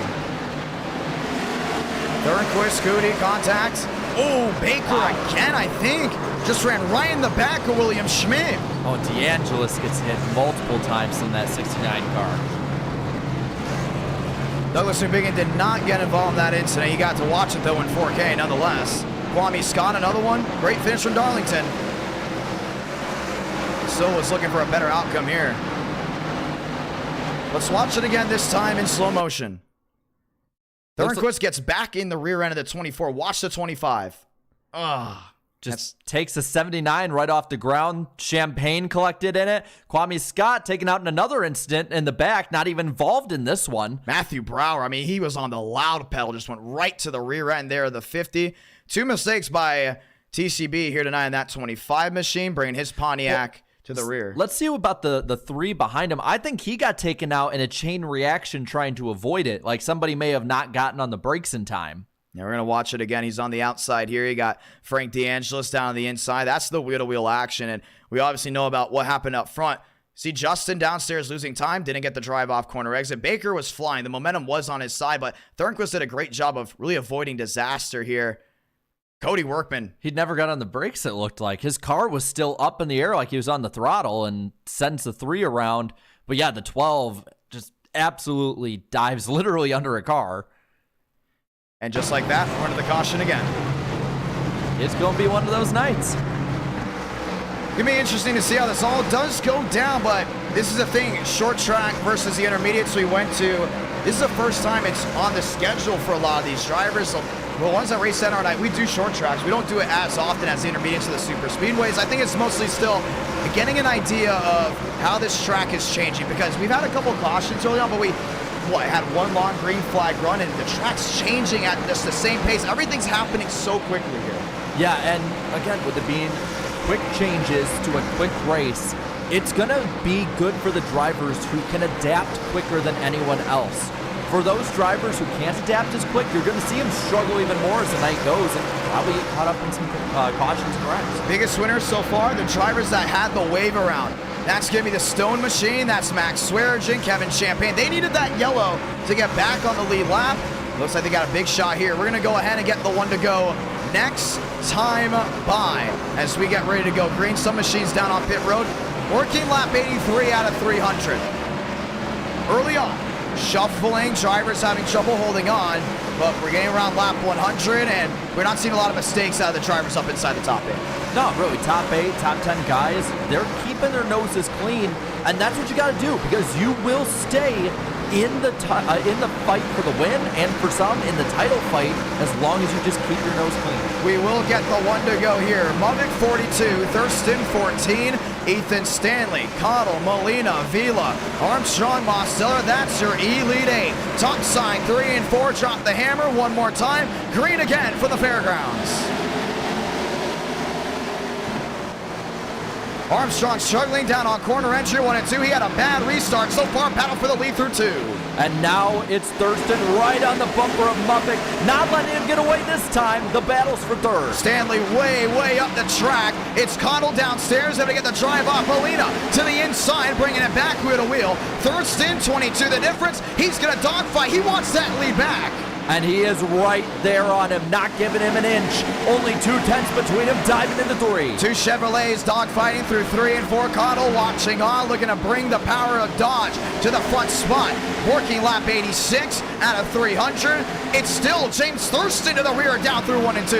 And maybe a piece of paper can fit between them. Thurston has the run, looking low.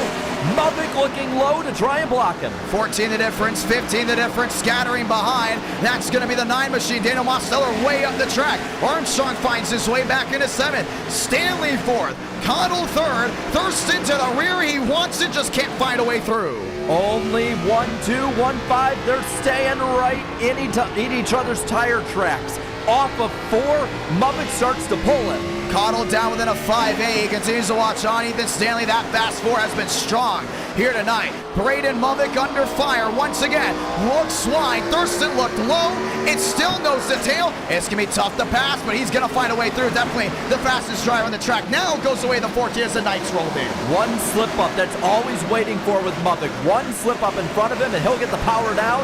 The 14 right in his tire track still. PBR on fire right now. Top 5, they have 2 machines. That's 4th and 5th. Stanley and Molina.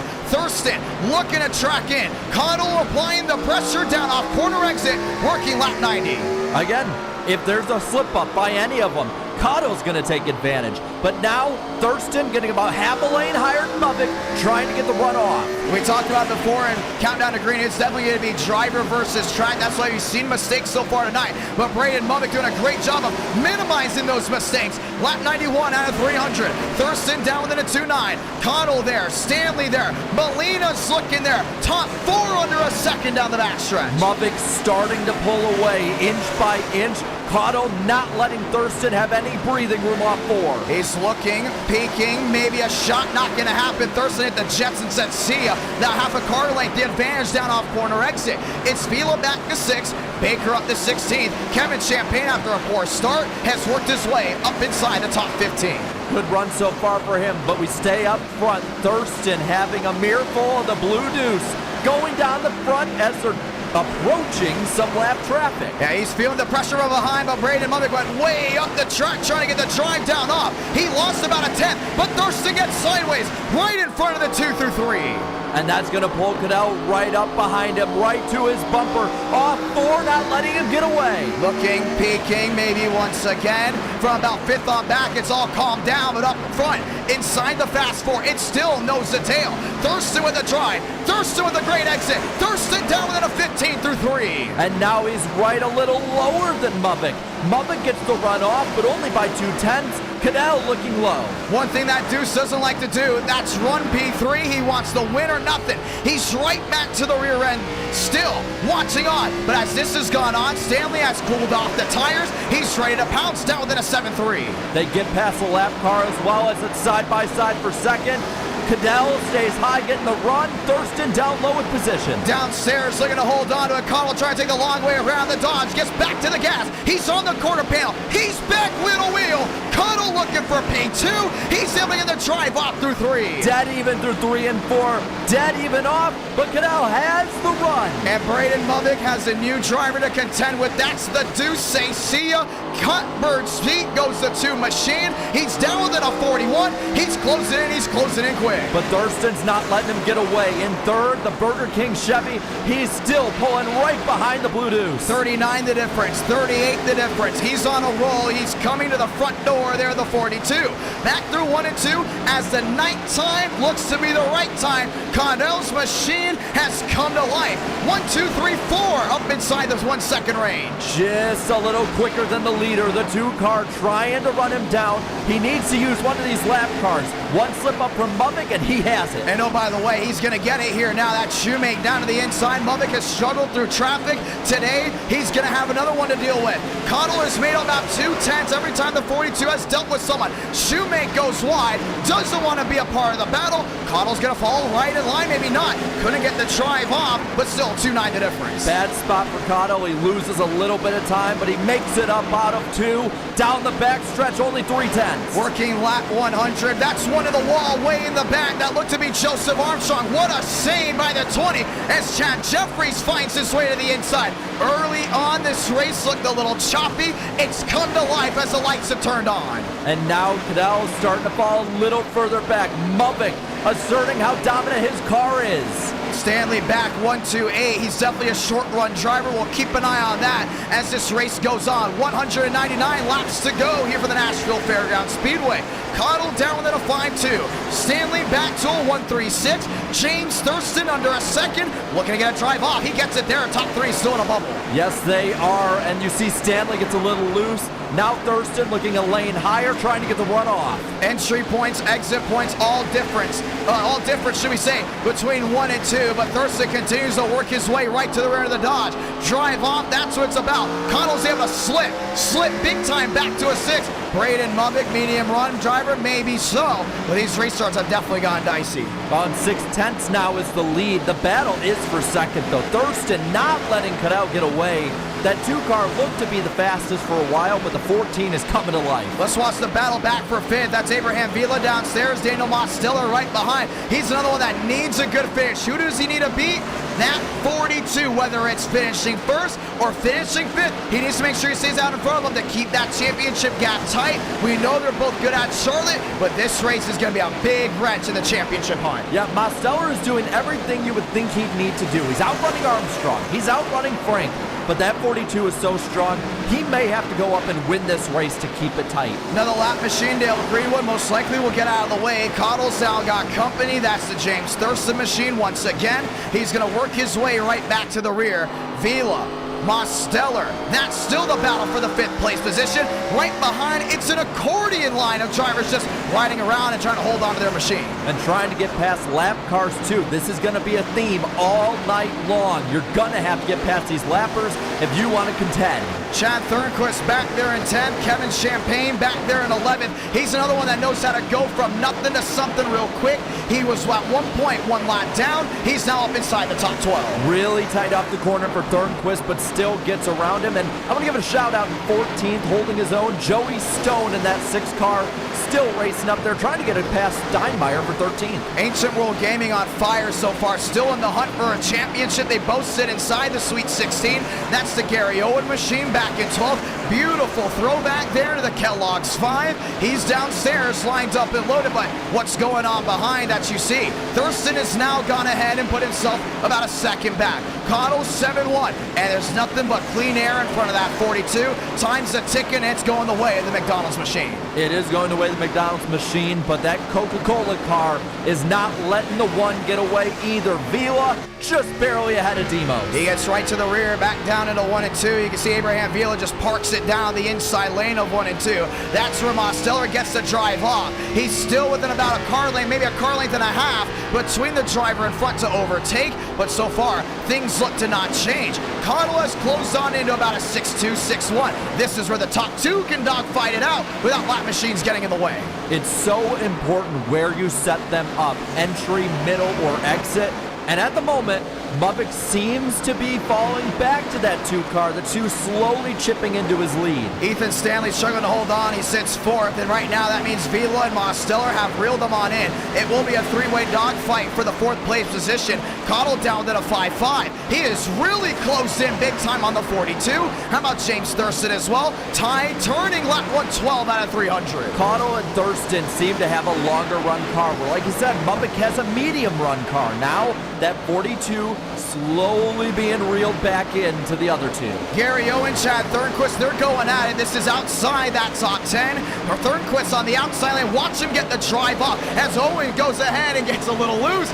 Way to save that one. Looks like 2 for 1 to the inside of Wilkerson. Starting to see a lot of banged up machines up inside this top 10. Still trucking along without any issues. And you're seeing the high side coming in more for these guys. Watch Steinmeier up top. He's battling Gary Owen. He's going to get the run off and probably pull up right to the back of the 48. Yeah, he's looking to hold on, but who's back there in 14th? That's Joey Stone, really just looking for a shot to find a way through. Thornquist struggling just a little bit. Never mind that. Battle for the lead down within a 2-9. Cottle has run down Mubik, and Thurston is right with them. 3-horse battle for the lead.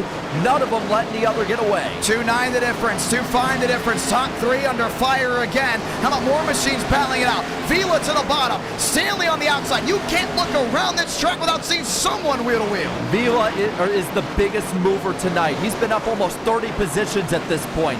But up front, Cadell is right there, less than 2/10 behind the leader. One driver around, that shoemate. He's a lot machine. We stay green. 18 the difference. 19 the difference. The drive off for the 2. Right to the rear end as he knocks on the door. Looking low, he has the position. Diving down low, Cadell. Mubik cuts him off, keeps the lead off 4. He looks to get it done. That's Frank DeAngelis. Another one with damage down to the inside. We do stay green. Mubik, 42. Cottle in the 2 behind. Thurston is there. 3 drivers under a blanket down off corner exit. Cottle has the better run off 2. Mubik has a good run into the corners of 3 and 4. They stay dead even. Lapper in the way. That's Armstrong in the way of Thurston. Caution's going to wait. Caution is out. An issue way in the back. At one point, Armstrong was back in 8th. He has dropped back to 18th. He will be able to go ahead and most likely hold on to that, depending on where the scoring loops are. But lap 119 at 300. We know that 2's got long run speed. We know that 14's got long run speed. Vila has speed. He is probably the fastest out there. He's made up so many spots tonight. I wouldn't be surprised if that Bass Pro Shops car is the next one to battle these top 3. One thing that we are loving is the fact that there's battles all over this track, and that's what you expect from a short track, but we get to go watch what happened here. That's the 20 to the bottom. Let me rephrase that. This is where we're going to watch it. Molina on the outside lane in the Wonder Bread 26. Oh, they got That's just 2 cars coming together. Did blink out from our end just for the moment being. 2-car incident bringing out the yellow once again. But that's the thing about these short tracks, keep stacking these guys together. Once we get later in this race, they're going to get more and more aggressive. Mubik wins the race off pit road. He desperately needed those new tires. Cottle back there in second. I think Mubik may have slid the tires at one point, and that's what started the momentum shift of him losing time. We talked about before, every time you slide those tires, you're heating them up. And it's so hard to cool them off at this racetrack. I think Cottle just didn't really make a mistake, and that's why he's able to close on in. Now they have fresh new tires, and we get to try this cycle all over. And it's going to be interesting to see, starting up front this time, if the two can keep that gap from going over a second between them, not fall back that extra position, and put the heat on Muffick through the whole run. It's going to be interesting. I mean, right now, Cottle there in second, Thurston back to third, all lined up and loaded. Andrew Cootie at one point we say he's in the top 5. He's going to go ahead and get a wave around here. That's going to be the 42 machine lined up and loaded as we get ready to try it again.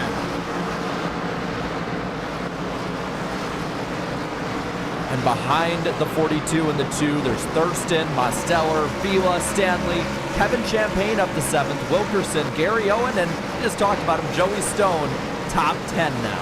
Well, working lap 122 out of 300. We get ready to try it again. Vila's a big one. You mentioned him as he's going to be a big driver to watch out for.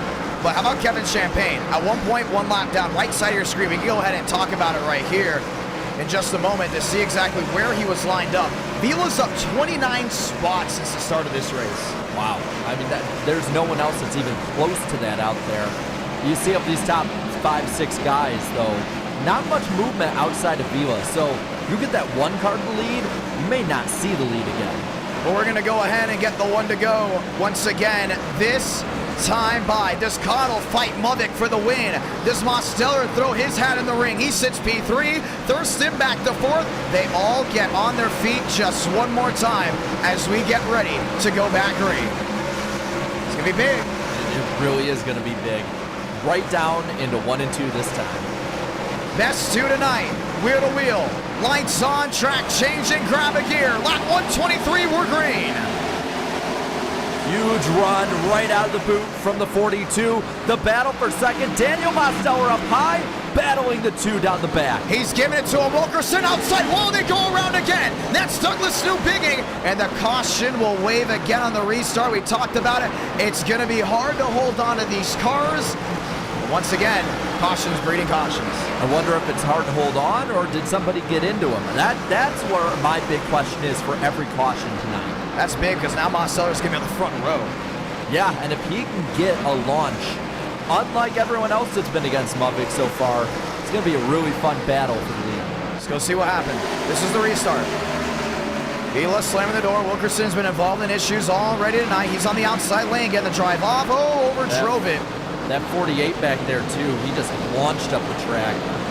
Well, that probably could not have been a yell. They both kept going. We may have been too fast on the trigger. Watch the 48 here.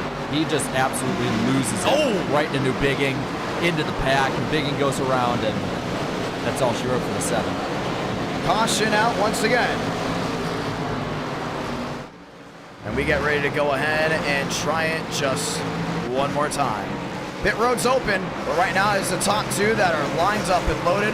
Muffick, Mosteller, Connell, and Stanley. Thurston in 5th, Vila in 6th, Champagne, Owen, and Stone in 9th. Steinmeier now in the top 10 in that Jordan machine. They got 14th on back. All these cautions are bringing out different strategies because I feel like the risk is there if you're a lap machine to get a wave around even if you're on old tires, because that's twice now we have had an issue on the restart with drivers trying to get back to the gas. And if you're starting in the back, you have plenty of time. You can hold back for a bit. If they have that restart crash, well, you're back in the lead lap and you get fresh tires. Well, we're getting ready to go ahead and work near halfway. That's kind of what we're getting towards, working lap 127 out of 300.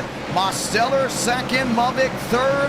That fast 4 still not changing. 5th on back. It's really about the drivers 11th on back that continue to make mistakes. But John, do you notice something about this top 5 of all 5 of their cars? They look, other than Stanley's, they all look like they did when they started the race. They're staying out of trouble, whether they're with lap cars or each other. And Stanley almost looks like him. He just has right front damage just a little bit. We're going to get the one to go next time by, ladies and gentlemen. The best of the best are coming out tonight. They're keeping that car clean. They know how to stay out of trouble. And oh, by the way, these are the drivers that tested the most. Starting to see a lot of these guys that are struggling that didn't put the time in as much as the drivers that are mostly up inside the top 10. You're seeing the best of the best, the cream of the crop rise to the top. And I think you're just going to see it as the night goes on. Where I'm also wondering is, which of these guys that's below 7th or 8th, which of these guys that's been outside the top 10 tonight is going to rise to the top. Whose car is going to come in? What driver is going to figure something out?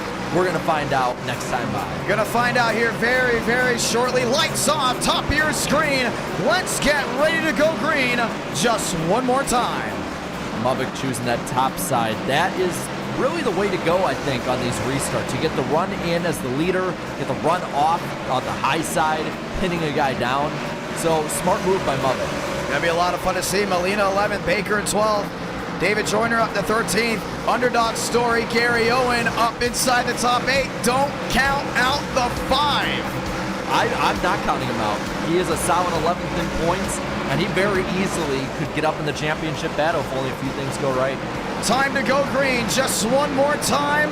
Lap 129 out of 300. Grab a gear, Chevy on Chevy, down into 1. Stone around. Baker around, that's a restart wreck. We stay green. And a good restart by Mosteller, and Stanley gets an even better one up high, going for second in 3 and 4. Gets that big drive down on corner entry. Cottle up the track, chases it, holds on to it, gets the drive off. Stanley Mosteller with a wheel. Braden Mubik pulling away. It's Thurston back to 4th. They're all down into 1. Battling for the top 5, Kevin Champagne, the other McDonald's car. Underneath Vila, those two moving up, but now up front, still Mubik, car around in front of him. Stanley's rolling, he's moving, that's the Joey Stone machine downstairs. 30 the difference. He's closing the gap big time down into 1 and 2. They're working that high side, 54 and the 9 up high, and they're closing in on a 42. Looking to get something done. Cottle back to 7th. Gary Owen back to the 8th place position. Ethan Stanley lined up with Mosteller nose to tail.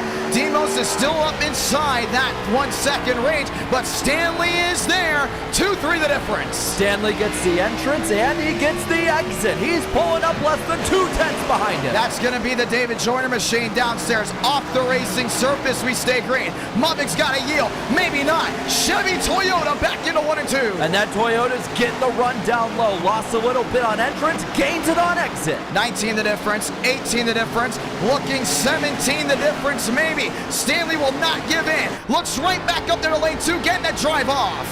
And that drive off is strong. He makes up a little bit more, and entrance now the big one. Kevin Champagne under Cottle. That's looking for an opportunity. We have not seen that 54 take the lead yet, but that could be changing. Still 18 the difference. That right front damage.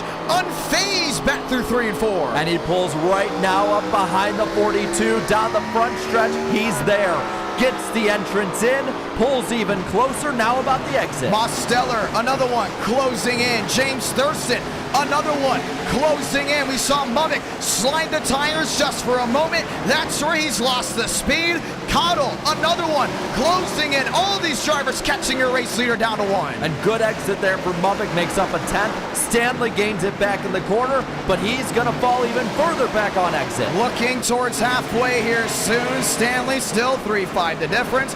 Mosteller 6-5 back. He's lined up with Thurston. Ethan Stanley's now starting to fade as drivers have lined up nose to tail.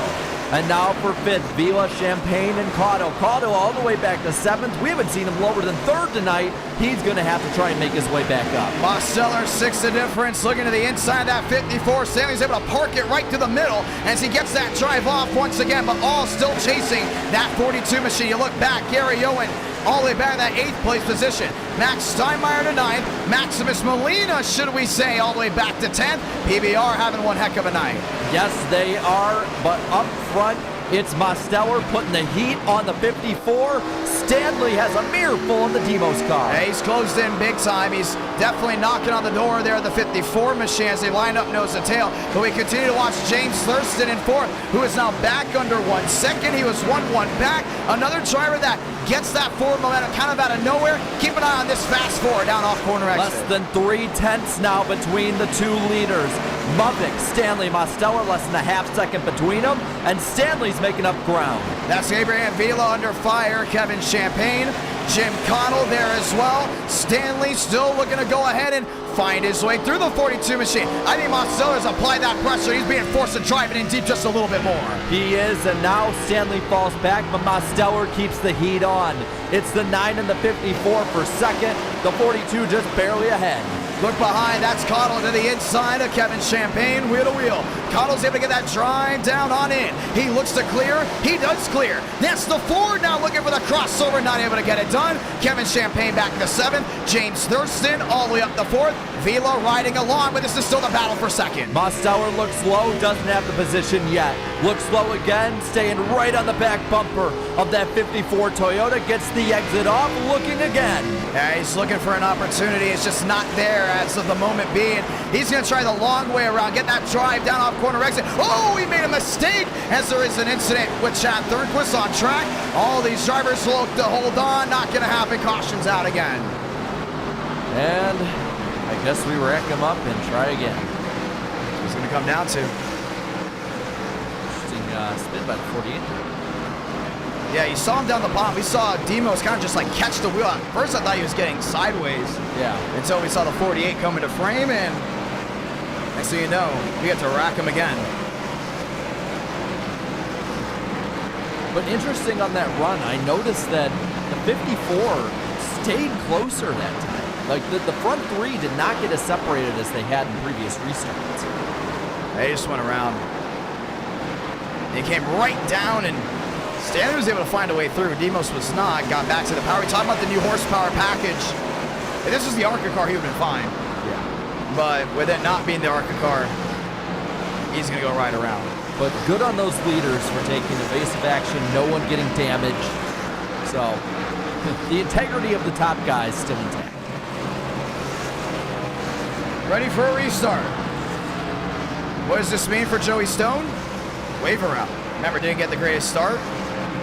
He is lined up. Chad Thornquist as well. Dominguez all lined in, getting ready to try it again. Baker is right now your race leader. Not going to happen. Him and Justin file onto pit road. Cottle, Armstrong coming up the pit road as well. I think Jim Cottle just took this race lead.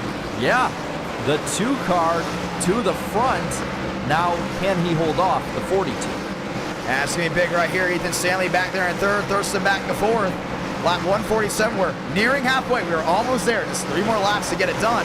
We'll most likely get it done on this restart. But what I'm loving about this race is how much is changing. That scoreboard has been moving at Mach 3 all night long.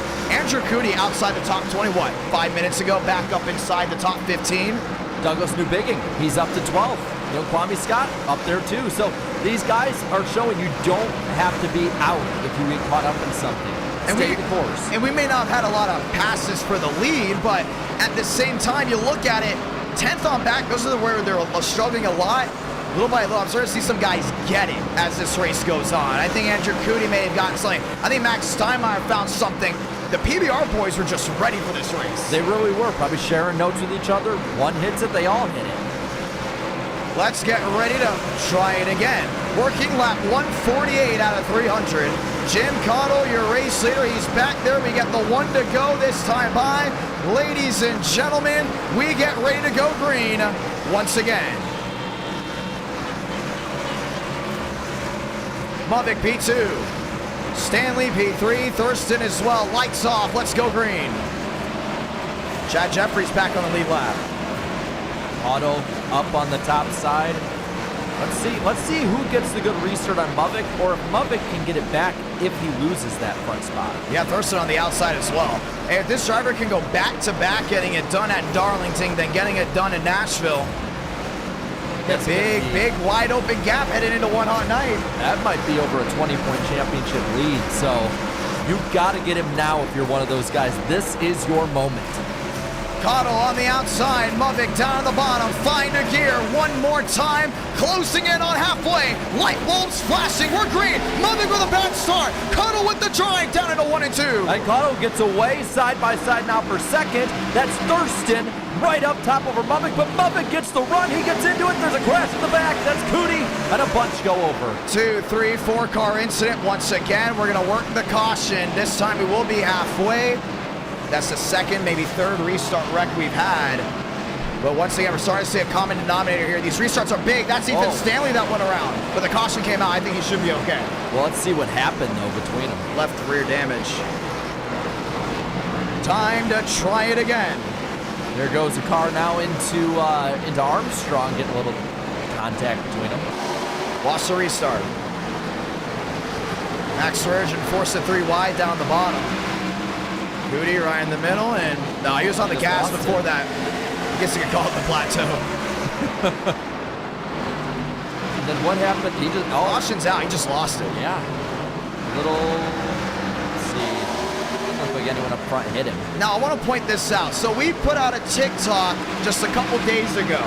16,000 views, and some viewers are like, oh, I could do this easily. And, I mean, come on, these guys have got to be horrible drivers. You know, and we start seeing a bunch of comments like that, and all the drivers are like, if only they got to experience how hard it truly is, because you're feeling every bump, every little change. It's not like you start the race the same way that you're in the middle of it. Well, and it's not like we made it easy, planning this stuff out either. We want them to be challenged. These are the best of the best out there, and they're getting challenged tonight. And think about the first 4 races. Super Speedway, you go to Atlanta, we talk about tire wear. It's the old Atlanta, not the new Atlanta.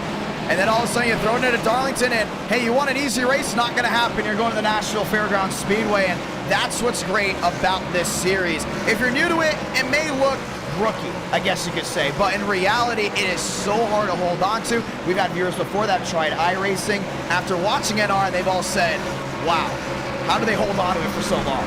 We don't even know half the time how they hold on to it, but they managed to. But up front, it's been shuffled a little bit. It's the 42, 14, 9, Vila in the top 5. And I keep shouting him out, but I got to give him credit because he's silently been moving his way up. Gary Owen, he's up to 7th. Yeah. Don't count him out. I'm telling you, don't count him out. We know what happened a couple weeks ago.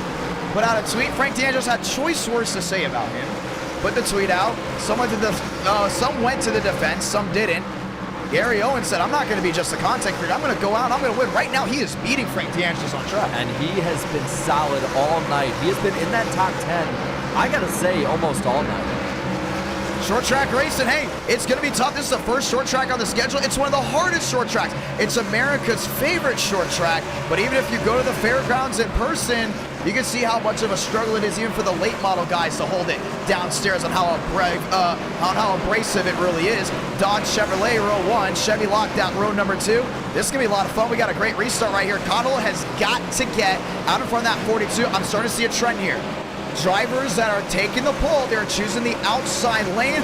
Get ready for a drive-off by the Mopar. Mubbock was the only one who started off second who managed to stay with the leader, so you have to be perfect because Mubbock got a bad restart and still was able to hold on. I want to keep an eye on Thurston right here. About this time is where you start seeing the real best of him. He's sitting P3. It's going to be a crazy restart. Well, they line up top, ready to get the green. Time to go green. Chevy Dodge back to the gear.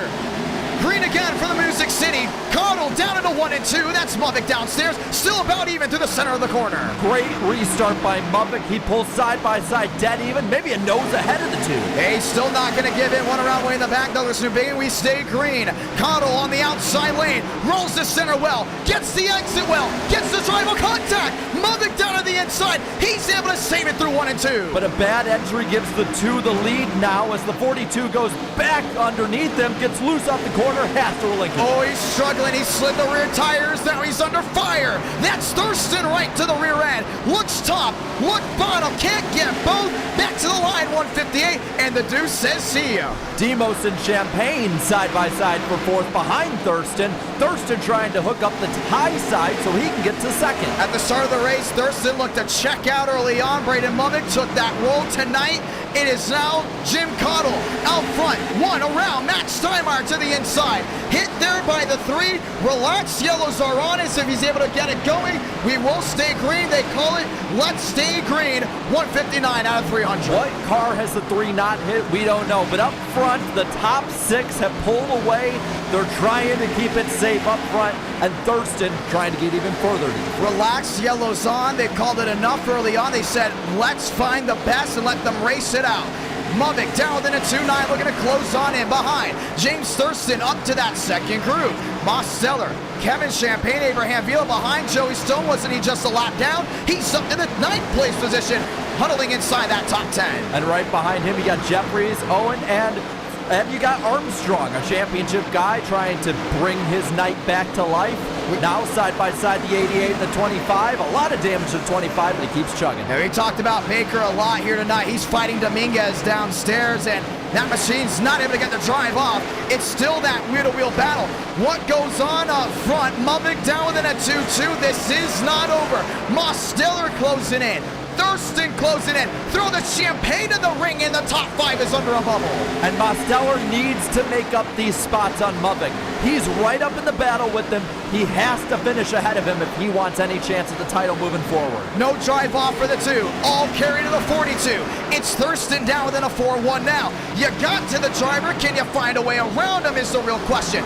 Looks to the bottom. We're past halfway. Let's talk about the finish. If you're down in a 3, you're within the range of a bump and run. If this was the last lap, or if you're the 42 to use the bumper, maybe so. But you can see him trying to work that dodge back through 3. And he's right on his bumper crash up top. And it looks like the yellow's going to fly again for the 88 and the 48. And Chad Thornquist has had a couple issues here tonight. And just got Ethan Stanley. Let's watch back to it. Thornquist on the outside. He's looking for a drive. Got the outside wall. Ooh. Champagne into him, and then both get washed up. 54 got hit both times around. Ethan Stanley has just been getting hit left and right. This is what happens when This is a racing incident. Yeah, but this is what happens to the 54 when I say he hasn't got much damage. He gets hit twice in the same wreck on 2 different laps. Yeah, just went right around. The 3 in it again. But we still see the same guys up front that have got it made, and you continue to watch how this night has gone on. Cottle elected to stay out. These guys came in. I know Mubik definitely had to come in. But he got new did tires. you see Abraham Vila beat Mubik out of the pits? I think he may have taken 2 tires. Either way, that's going to shuffle the order a lot. Cottle is the only one who didn't pit. Well, at the same time, though, he didn't slide the rear end at all. And we're going to continue to talk about what do we mean by sliding the rear end. If you look back to Countdown to Green, we said it. Tire wear is not going to mean as much. It does mean something, but not as much as keeping the tires cool. Every time you slide the rear end, it's like a domino effect. It's so tough to cool the tires down. Braden Mubik, we saw it again. He slid the tires down off corner exit, fading, fading, fading. Finally got it cooled down to a point they can catch Cottle. How about this one? He's coming to pit road. Oh, wow. That's going to cycle it out a lot. He doesn't want to take the risk. I would have just taken the risk, stayed out, and hoping for another restart yellow. Now, what lane does Vila take? And how does that affect where Cottle, or where Mubik goes?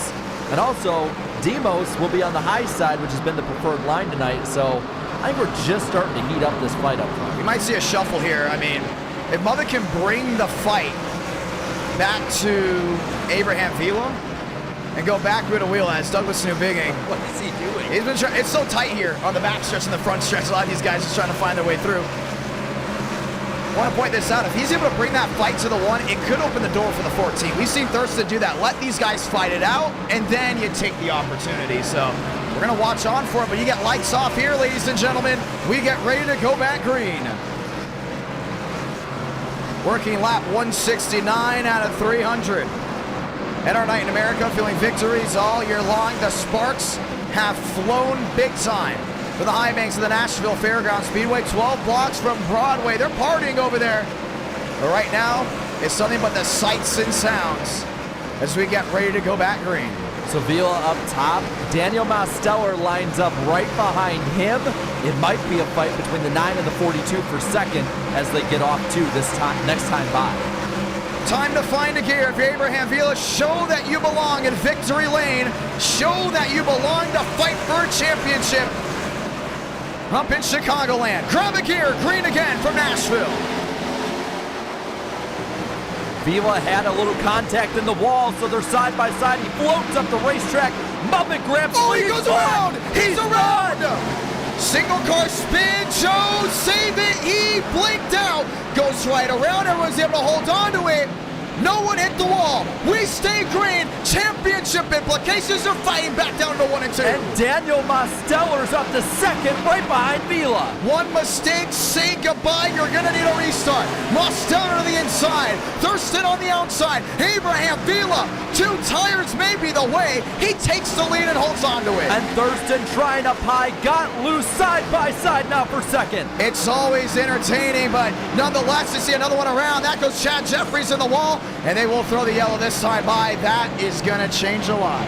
Wow, that is huge because that's a huge loss. That's 19 positions. That's about 30 points lost in one spin. Man, and now he has to fight through it all. And we're just seeing your reaction now, and we reacted the same way. We still have that reaction. So now, in 117 laps, Braden Muffick has to do what I don't think anyone has done tonight and go from the back of the top 20 up to the lead or even the top 5. Well, we know he knows how to get out of situations like this. I mean, look at Darlington. You know, that's how he won the race, by fighting from the back to the front after a speeding issue. This is where everything kind of went down. We missed this big time. Did he miss it or did he get collected? Well, let's watch it again. Down on the inside, Joey Stone spinning around. Oh, man, Workman was not on the brakes. Cadell's in it. The 2 was in it. Wow. 54. Workman just was not on the brakes.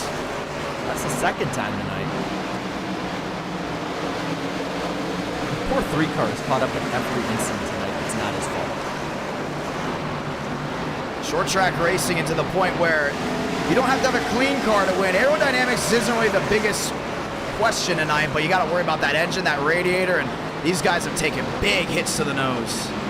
Yeah, Muffick didn't get any real damage there, luckily. He was too far back, so great break for the 42. Well, let's point this out. New championship leader, welcome Daniel Mosteller once again. And if you're a Mosteller fan, you have got to be loving this race because he is now up there. If you're a James Thurston fan, you're in that camp. He's coming up there. May have not had a great finish there at Atlanta, but coming to this race, he was what, 17th in the points? He's definitely up there near at least 12th, 13th. And Abraham Vila up there as well. This is going to change everything right before an e-ticket event. One hot night. This has been a hot night. Yes, it has, and I think it's going to be even hotter in 2 weeks at Charlotte. Well, we get ready to try it again. Pit road still full of machines. It's like gladiators in a ring, you know, pushing, shoving, smushing their way through. I mean, it's been like a revolving door, like musical chairs up front. Where you see the 14 up front, the 42. Now it's the 1 car's turn up there. We talked about them all night being fast. Now's your time to prove it. Now let's look for the underdogs again. They got to keep an eye on. All this has been going on.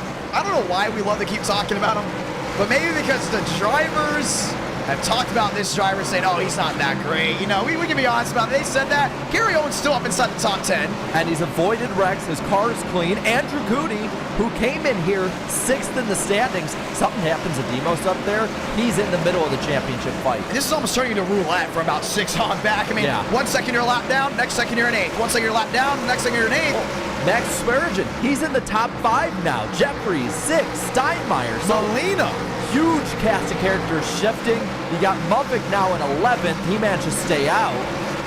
But it's just going to get more exciting as the night goes. Let's get ready to try it again. Vila all the way to the outside. Thurston down the bottom. You need a good restart. Hold on to the lead. Grab a gear. We're green again from the city of Nashville. Cody around way in the back. Cody Workman again with an incident. Down into 1 and 2. Side by side for the lead. Vila up top gets the run over Thurston.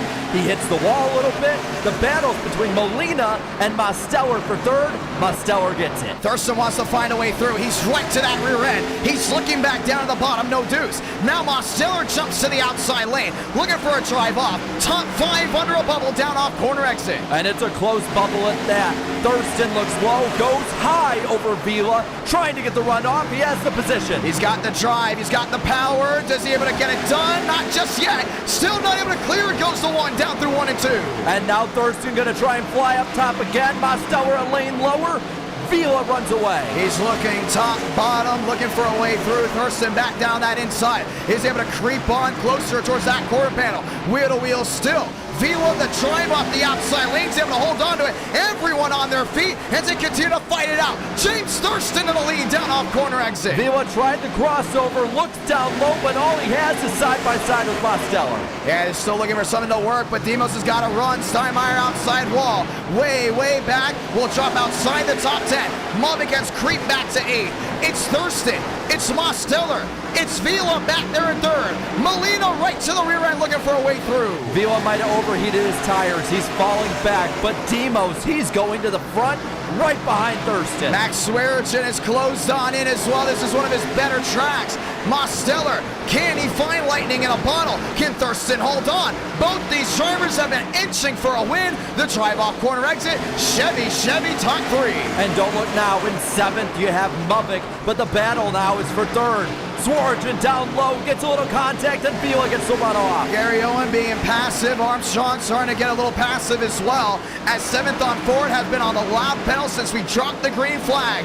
Thurston, Mosteller, back 1-2. Vila, Max Swearigan 3-4. Molina still wants the hat in the ring, but he's got pressure from the 94. Oh, and Joseph Armstrong has gotten himself to the top 10 as well. But we watch as Swearigan in 4th is pressured by Molina. Champagne going for 5th. They went way up the track. Molina was running the tire tracks. Here comes Champagne looking back down to the inside. He's going to fight for position. Drive in is clean. Through the center, he's got momentum. Drive off's able to get it. As Molina's able to slide, they're still wheel to wheel.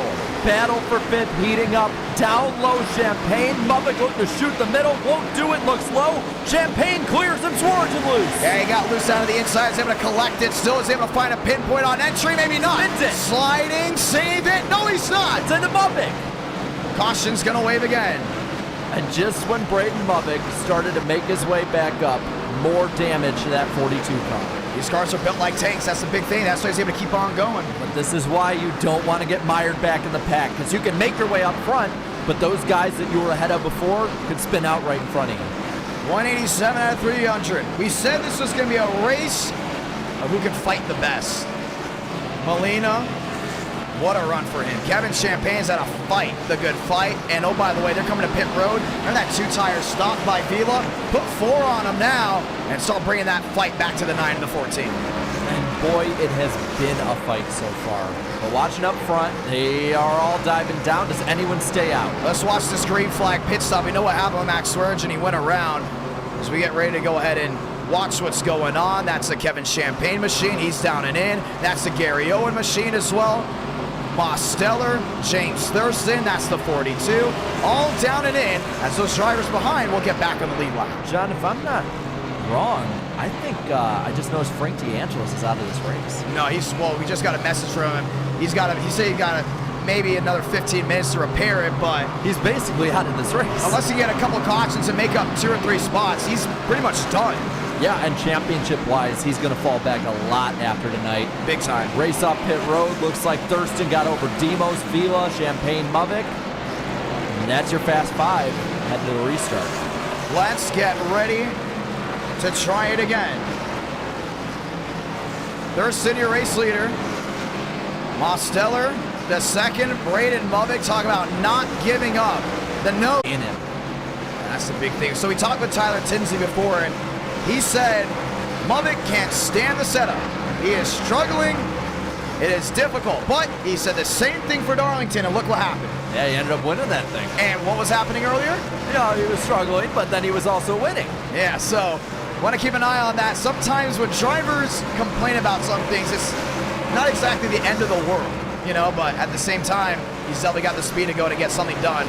Cody Workman will get back on the lead lap. Thurston, Mosteller, Vila, Champagne, that's your Fast 4. Let's try it again.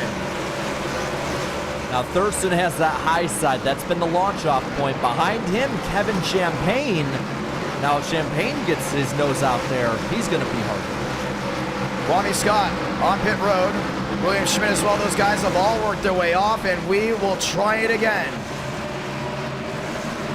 Nearly 100 laps to go in this race. Thurston, Chevrolet, Mosteller as well.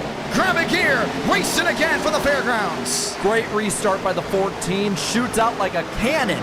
Now Mosteller side by side with Champagne. He gets the spot, and he's going to war with the 14. You see Vila downstairs still holding that wheel to wheel. Kevin Champagne around the outside. One of those drivers just trying to go for one thing. That's a win. Molina in the outside wall. TCB as well. We're going to throw it once more. That was William Schmidt. Was he a lap down? He was pinned to the wall. It's like he got crashed before they even went green. And I noticed Armstrong got collected on the front stretch in that. Wow. We have to go watch back to this one to see exactly what we missed.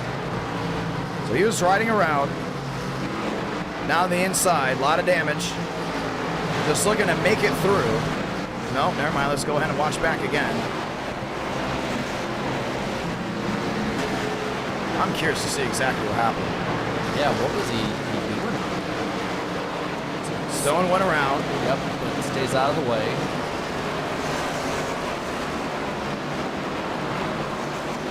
Unless you don't have a read on him. This is under green flag conditions. We're going to be looking for a read here soon to see exactly what happened with the Williams Schmidt machine. We didn't go exactly a ton of laps around, though. That's the main thing. Yeah. And did it happen under yellow? I don't know. I don't think it would because... No, we don't even have a read at all. I could have sworn that was the Williams Schmidt machine on the outside. Anyway, so the caution is out. Molina's involved. That's the big story. We get ready to try to get Kevin Champagne's not going to be able to get, maybe, I don't know. We're gonna see. We shuffled the field up again. Mavic from 12th on back. Those guys pitted. So it's Thurston, Mosteller, Owen, Steinmeier, Swearigan, Armstrong, Brower, Workman, Jeffries, and Scott now. Those are the guys who didn't pit. And I think you add in Champagne and Vila with that. So a lot of guys stayed out. A lot of shuffling here. We get ready to try it again. Lap 196 to 300.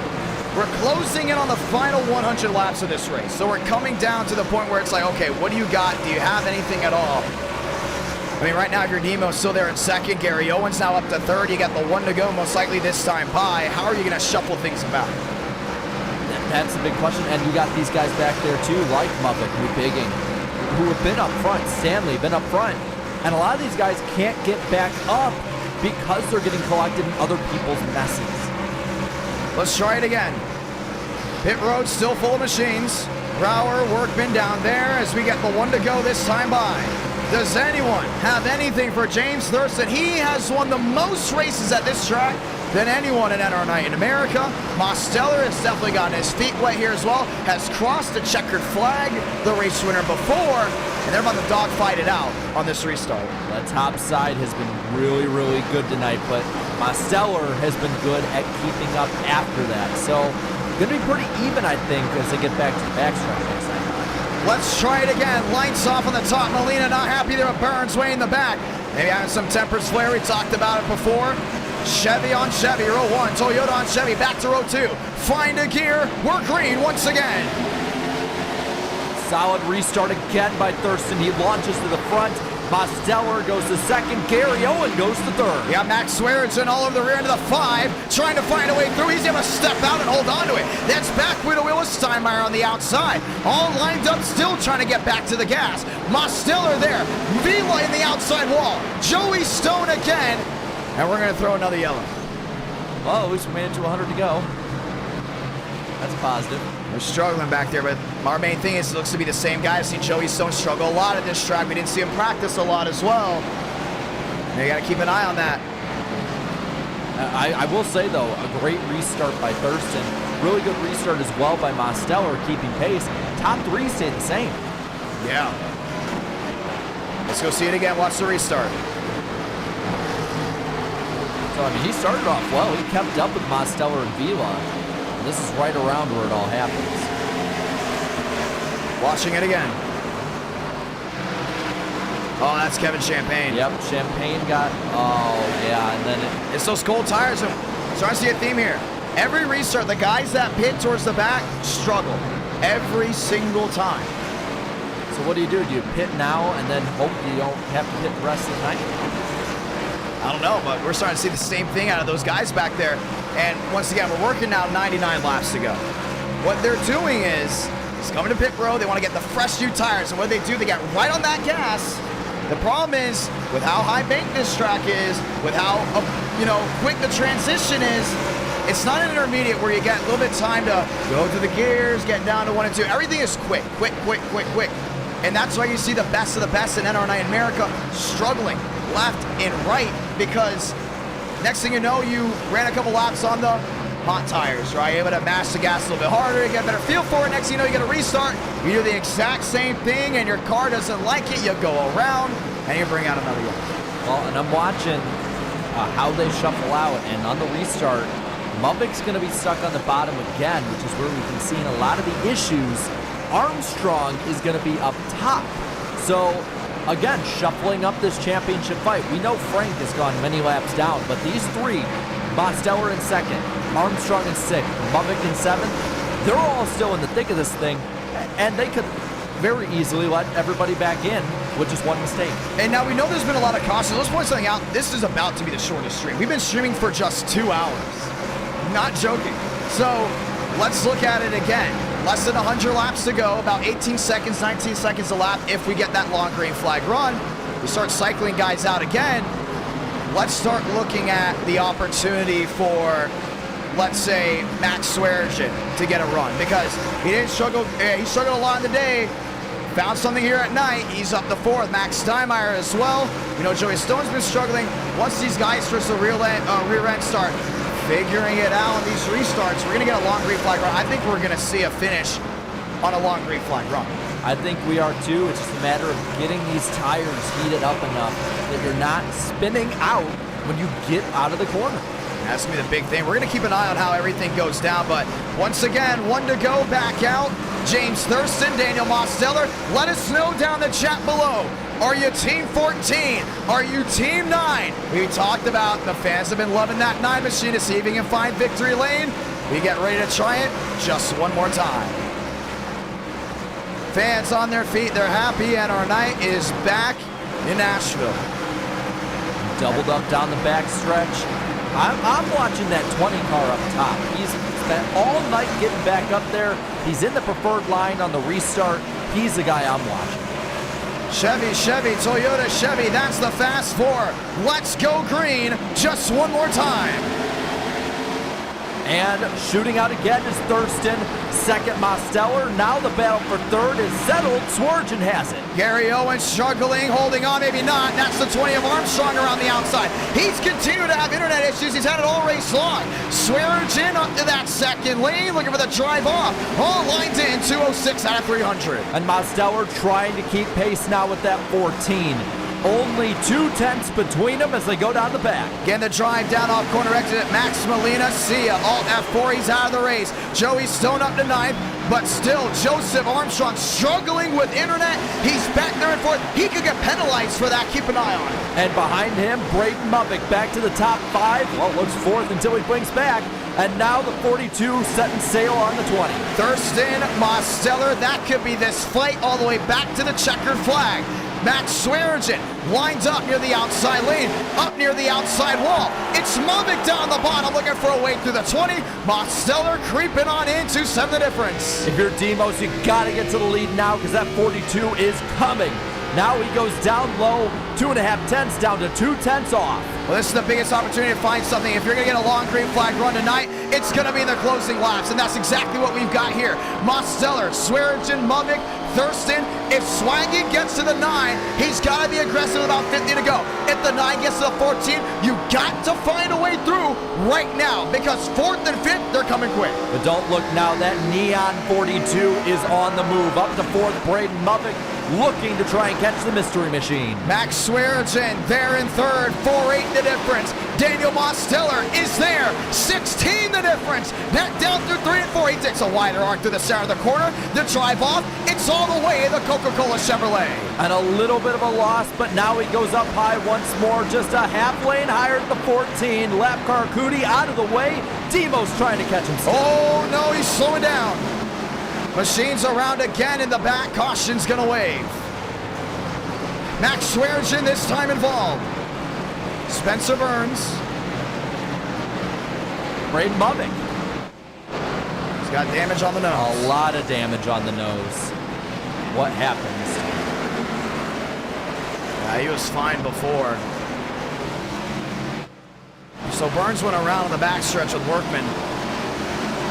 Oh, he got in the back of Max Swearengin. Oh, Gary Owen in it. Steinmeier gets past. Jeffrey in it a bit. Let's watch back. It's the same thing we've seen 3 or 4 times tonight. The 29 in the gas runs over somebody. And then Burns takes him out, puts him in the outside wall in front of the field. And you see the leaders coming with nowhere to go. He pulls down in front of them. And what more do you say at this point? I mean, you're running all the way back there, you know. And he runs over Vila. He runs over a guy going for the championship. It's Cody Workman's first shot at racing the Cup Series. So far, not a great outing for him, and top 2 still look to go ahead and be okay. But we're going to get ready to try it again. Kwame Scott, considered a race leader. Matthew Brower lined up there in second. And we will get ready to try it again. Vila, Scott, Brower, Thurston, Mosteller back there as well. As we get ready to try to go green. Drivers getting ready to go ahead and cycle on through. As the wave round drivers will be able to go ahead and go back around. Vila on pit road. We're going to show the 1 to go this time, but we're not going this time. We're just letting the drivers go in and get their wave around. And the drivers that were in the back, which will put Thurston on the front row, most likely. No, Kwame Scott's going to be on the front row. He didn't pit. Neither Brower. So the 3 and the 12, really good contenders last week, now front row. Let's try it again. Scott on the bottom, a lot of damage on the nose. He's been involved in a ton of issues so far here tonight. Muffick's going to go ahead and bring it on pit road. We get the 1 to go here. James Thurston. Looks like he hasn't been in a single issue so far tonight. We said that about a few before. Yeah, and it looks like right now they've definitely been in a couple issues. So if you're a fan of Thurston, knock on wood that you don't have the commentator curse, but he has been on fire tonight, like those BK Whoppers. And up in third, down on the bottom, that's going to be a little difficult. Mosteller might have the good run behind him. We haven't seen Kwame Scott or Brower up front in this race, so we don't know how they're going to race. Drivers, viewers have advocated to park the 29. He's parked. That's it. Off the track, Cody Workman, too many incidents, and you got to wonder how that's going to play in the championship bid. As a part-time driver has been involved in too many incidents tonight. It's Dodge Chevrolet on the front row. Thurston Mosteller, grab the gear. We're green again. Huge start by the 3. Thurston looks low. He's already going for the lead. He's downstairs. That's Joseph Armstrong blinking in the outside wall again. Joey Stone around again. And we're going to throw it. And you just seen everyone collected. 25's collected. The 5's collected. The 20 I saw around. And we're going to try it again. Yes, we are. You said it was a gladiator fight earlier. I think you're about right. This is throwing somebody out against the Lions at this point if you get further back and forth. Well, you're starting to see a lot of those guys. Yeah, that's the real question here. I mean, who's left? We went to Darlington. We thought Darlington was going to be like this. Not the case. I think Joe got hit from behind. We're going to go ahead and watch on it again. Yeah, I think New Biggin got into the back of Joe. But Joe's been blinking. That's the thing. I mean, it's hard to judge. Yeah, he's on the outside. Gets into him. Joey Stone tries to go low, spins it in front of the 15, which takes the 15 to 54. Baker gets into it, and I think then that collects Owen. And it's just calamity. And we will try it again. James Thurston, Scott Brown. So let's go hypothetical here in just a moment. I want to say that, everyone that's tuned on in so far tonight, first short track of the season. And we talked about this being a difference in the championship hunt. It looks very much like that. Muddick's 2 laps down. Mosteller is 4th. He is now your championship leader. But Thurston is what? Sitting 17th coming in? 14th coming in. 14th coming in. He's first. It's definitely, if he wins this race, it's a top 10 outing. And Steinmeier, he was 9th in the standings coming into this race today. Looking through, Swearigan, he was 16th. He is going to be able to be safe for one hot night at Charlotte in 2 weeks. That's big. So, and you see on the bottom, Joseph Armstrong slow, lap down. Did he blink out? Did he send himself to the back? No, he went down pit road, I believe. No, he was on the backstretch, and then he blinked and is 1 lap down. So he's not considered right now out of the race, but we'll figure that one out as this time gets ready to go. We're going to go ahead and bring it back to you. Lights off on the top of the pace car. Thurston, Scott, Brower, Mosteller, fast 4. Max Swearigan back there in 6. Max Steinmeier up there to 5th as well, and we will try it again. John, if something happens to Mosteller, he needs to have a clean race here. Go for the win, yes, but have a clean race, because if something happens to him, the entire field has been opened back up to this championship race. They had 4 getting away. Might not have it after tonight. Let's get ready to go. Less than 80 laps to go from the fairgrounds. Pace car makes a hard left on the pit road. Thurston, Scott, Mosteller, and Brower. That's the fast 4. Grab it, gear, because we're green again. 3 car saves it. The 14 and the 9 run away with it. Swearigan up to 3rd. Brower down to 4th. Able to drive it down through 1 and 2. Trying to get that drive down off 3 and 4 here soon. That's Brower in 4th. That's the lap machine. Frank D'Angelo's back on the racing surface. But the question is, who's going to fight out for the win? Mosteller loose down off corner exit. Thurston's able to keep the drive down through 1 and 2. Lewson loses a little time, but gains it all back through 1 and 2. Now down the backstretch, Mosteller gaining on the 14. He's looking for a way through nonetheless as they all drive it deep down through 1 and 2. Brower back to 4th. Steinmeier back to 5th. Max Swearigan still holding on there in 3rd. Mosteller's got the speed to the center. Now the question is, do you hold on, or do you wait to find a way through the 14? Well, at this point, your biggest rivals, Armstrong, Mubbick, they're laps down out of it. So give it the long run. There's a lot of those guys who are out at this point that are causing cautions. You have time to run down Thurston. And we've seen that 9 do bold things when it matters the most. How about Max Swearigan? He needs a win if he wants a shot at the title. He sits P3. Brower sits 4. Steinmeier back to 5th. Biggest thing so far since that restart. 1 no wreck. 2, they strong out. This could be the fight to the end unless something happens way in the back. Well, 3-man fight now. There's new horses in this race. Swearigan not letting him go. That 15 could be the one going for the win. Brower got loose up to the outside wall. He's going to slide back down. It goes around again. Right in the middle of the field, but we're going to keep it as relaxed. Yellow's on. Drop to the back. Let him race. Thurston, Mosteller, Max Swearigan up to 3rd. Now Steinmeier's in the wall as well, and they're forced to throw it. Less than 75 to go. Only 13 left on the lead lap, and the lucky dog for sure will be Joey Stone. I'm going to say this is the hardest car truck combo that we have this season. Yeah. This is going to be harder than Bristol. I mean, you got a brand new car. That's the big thing, too. 900 horsepower, old racing surface, short track. Well, and guys coming into the night that we talked about being in this fight or being around it. Hootie, 11 laps down. Schmidt, 10 down. Mubbick, 2 down. Armstrong off the pace. And now you watch them all pit down pit road. It's about 6th on back. I mean, the point of this series was to make it hard, right? Yes. We've definitely made this hard, but this is a big difference from what we've had the first 3 races. You look at Darlington, right? Gen 6, they've done that car track comp before.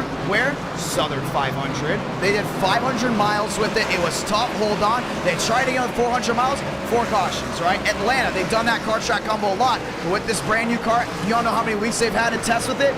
2 weeks. They've had 2 weeks to figure it out.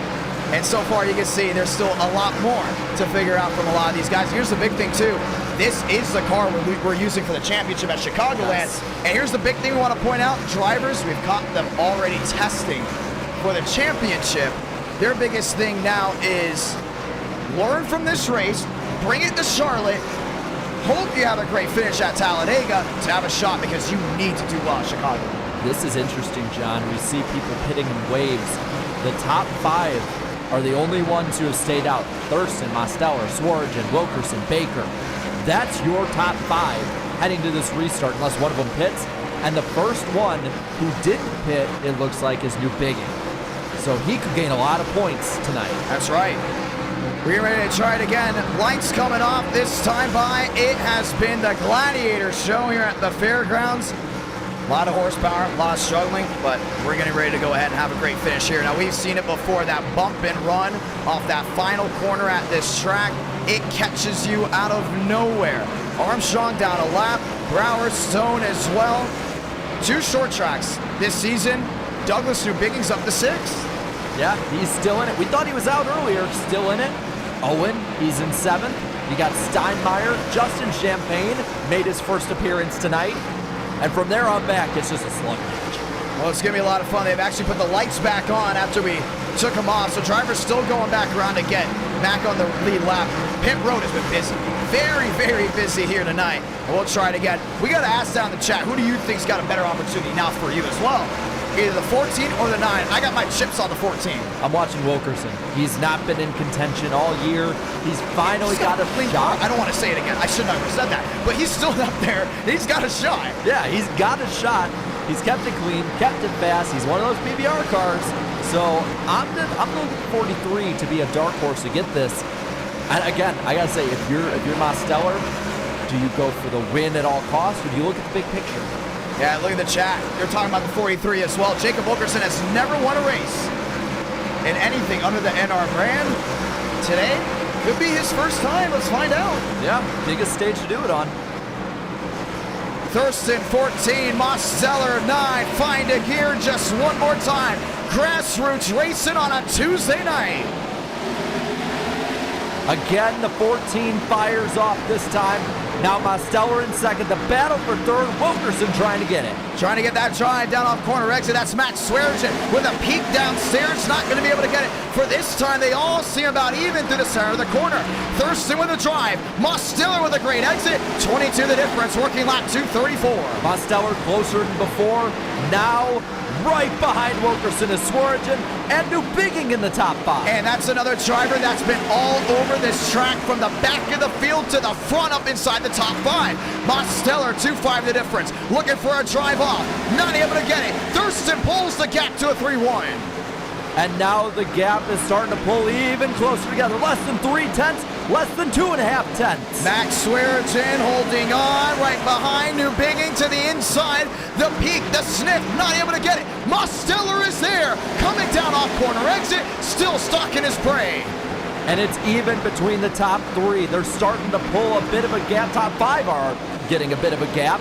And now Mosteller slowly reeling in Thurston again. Relaxed, yellows are on. They want to see this run to the finish. You got 5 drivers under a second. You got Mosteller in the 9. You got Wilkerson in the 43. Wilkerson is now starting to make up some time. Is the reign of James Thurston coming to an end? Laps fading away and time's running out. Well, less than 3/10 between the leaders. Mosteller taking a little lower line through the corners, and it's making up time on Thurston. Looking, peeking behind Gary Owen. Welcome to the top 6. They're fighting and slugging it out from about 6 on back with Joseph Armstrong to the mix. We continue to watch up front. Mosteller, Wilkerson, New Biggin back to 4th. He is starting to make his way up. He found his way around the 15. And he needs to capitalize on it. Thurston starting to pull a little bit away from Mosteller. Wilkerson goes up the track. Way up the track indeed. Here comes New Biggin down on the inside. He's starting to fight the good fight. He's up to 4th. He's looking for 3rd. Right to the rear end of the STP 43. Still holding that wheel down off corner exit. He's not going to get it this time, but he's going to set him up. Looks low again. Wilkerson looks high. Coming to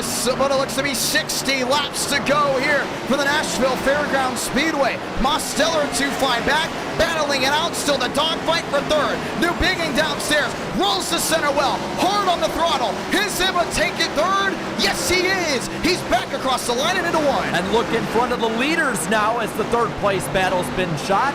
It's Mubik. He's about to go 3 laps down as the battle for the lead is closer than ever. And you know he's not happy about what's going on, but right now he's looking to go ahead and try to hopefully find a yellow to get back in some type of points contention. Mosteller on the bottom, rolls to center deep, rolls it out. No problems out of the 42, but Douglas Newbigging is not going to be denied. He continues to close on in, this time a second back. Less than a second now between the top 3, less than 9/10. Newbigging making up a ton of time. Great corner. Yeah, he's able to get it down, but my question is, we haven't seen a long green flag run in quite a while. If you're James Thurston, how are the tires feeling? Your Mosteller, same deal there. He's 2-8 back. Newbigging has been able to close out short tracks left and right. The biggest takeaway, he's been able to close out short tracks where less than 15 drivers are left on the lead lap. Talk about a gladiator, it's him. He's sitting P3. And he's only 7/10 back now. He is making up almost a 10th a lap. Loses a bit there, but still keeping pace with the 2 leaders. A PBR boy back in for Jacob Wilkerson, doing him strong. Mosteller, on the other hand, looking for a way through. It's 2-7 the difference. Thurston back for the top of the key, the drive down under. He was able to time in the corner well, but Newbigging was just able to crack under a 7. And now it's about 7/10 less now. He makes up tons of time through 3 and 4, less than 6/10. Max Swearingen under fire, lap machine, never mind. That's Mosteller back to the rear. Now they have lost the entire inside groove. Moving up to lane 2 and driving it down off. 3-car battle between the top 3. 3 lines being used. Thurston high, Mosteller middle, Newbigging low. Swipe the nose and shut the door as they work their way back through 1 and 2. He's trying to keep them under fire. But right now, Douglas Newbigging has closed on in. 50 laps at Pocono. We'll say, hey, we're a long way away as Thurston scrapes the outside wall. 50 to go near here for the Fairgrounds. It's coming down to the finish. It is, and now you've got to wonder if they're going to use the bumpers. Mosteller, less than 2/10 back. Newbigging, less than half a second back. James Thurston's got to worry because 2nd and 3rd, they are there, and they're not here to go ahead and ride in line. They're here to take the win. They've all lined in nose to tail. 3 different lanes, 3 different exits. Thurston losing speed. Mosteller is there down in a 17. And that cost Newbigging. He had to check up. He's now 6/10 back.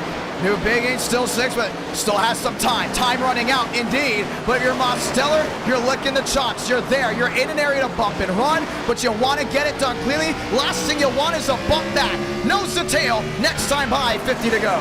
And now Mosteller only 2/10 back again. Newbigging trying to dig the bottom line. He's going to stay 6/10 back of him. He's looking, peeking once again. Still no daylight. That's the Andrew Cootie machine that they have to watch out for. A lot of damage there scraped up on the grill. It's all now 50 laps to go. If you're Thurston, what do you do? If you're Mosteller, do you sit around? Newbigging struggling down back to a 7. Well, Mosteller, he made the smart move. He could have taken the back bumper out of the 14, racing him clean off the corner. Mosteller slides high, loses some time. It will be a very, very big win at the 9. Goes to victory lane.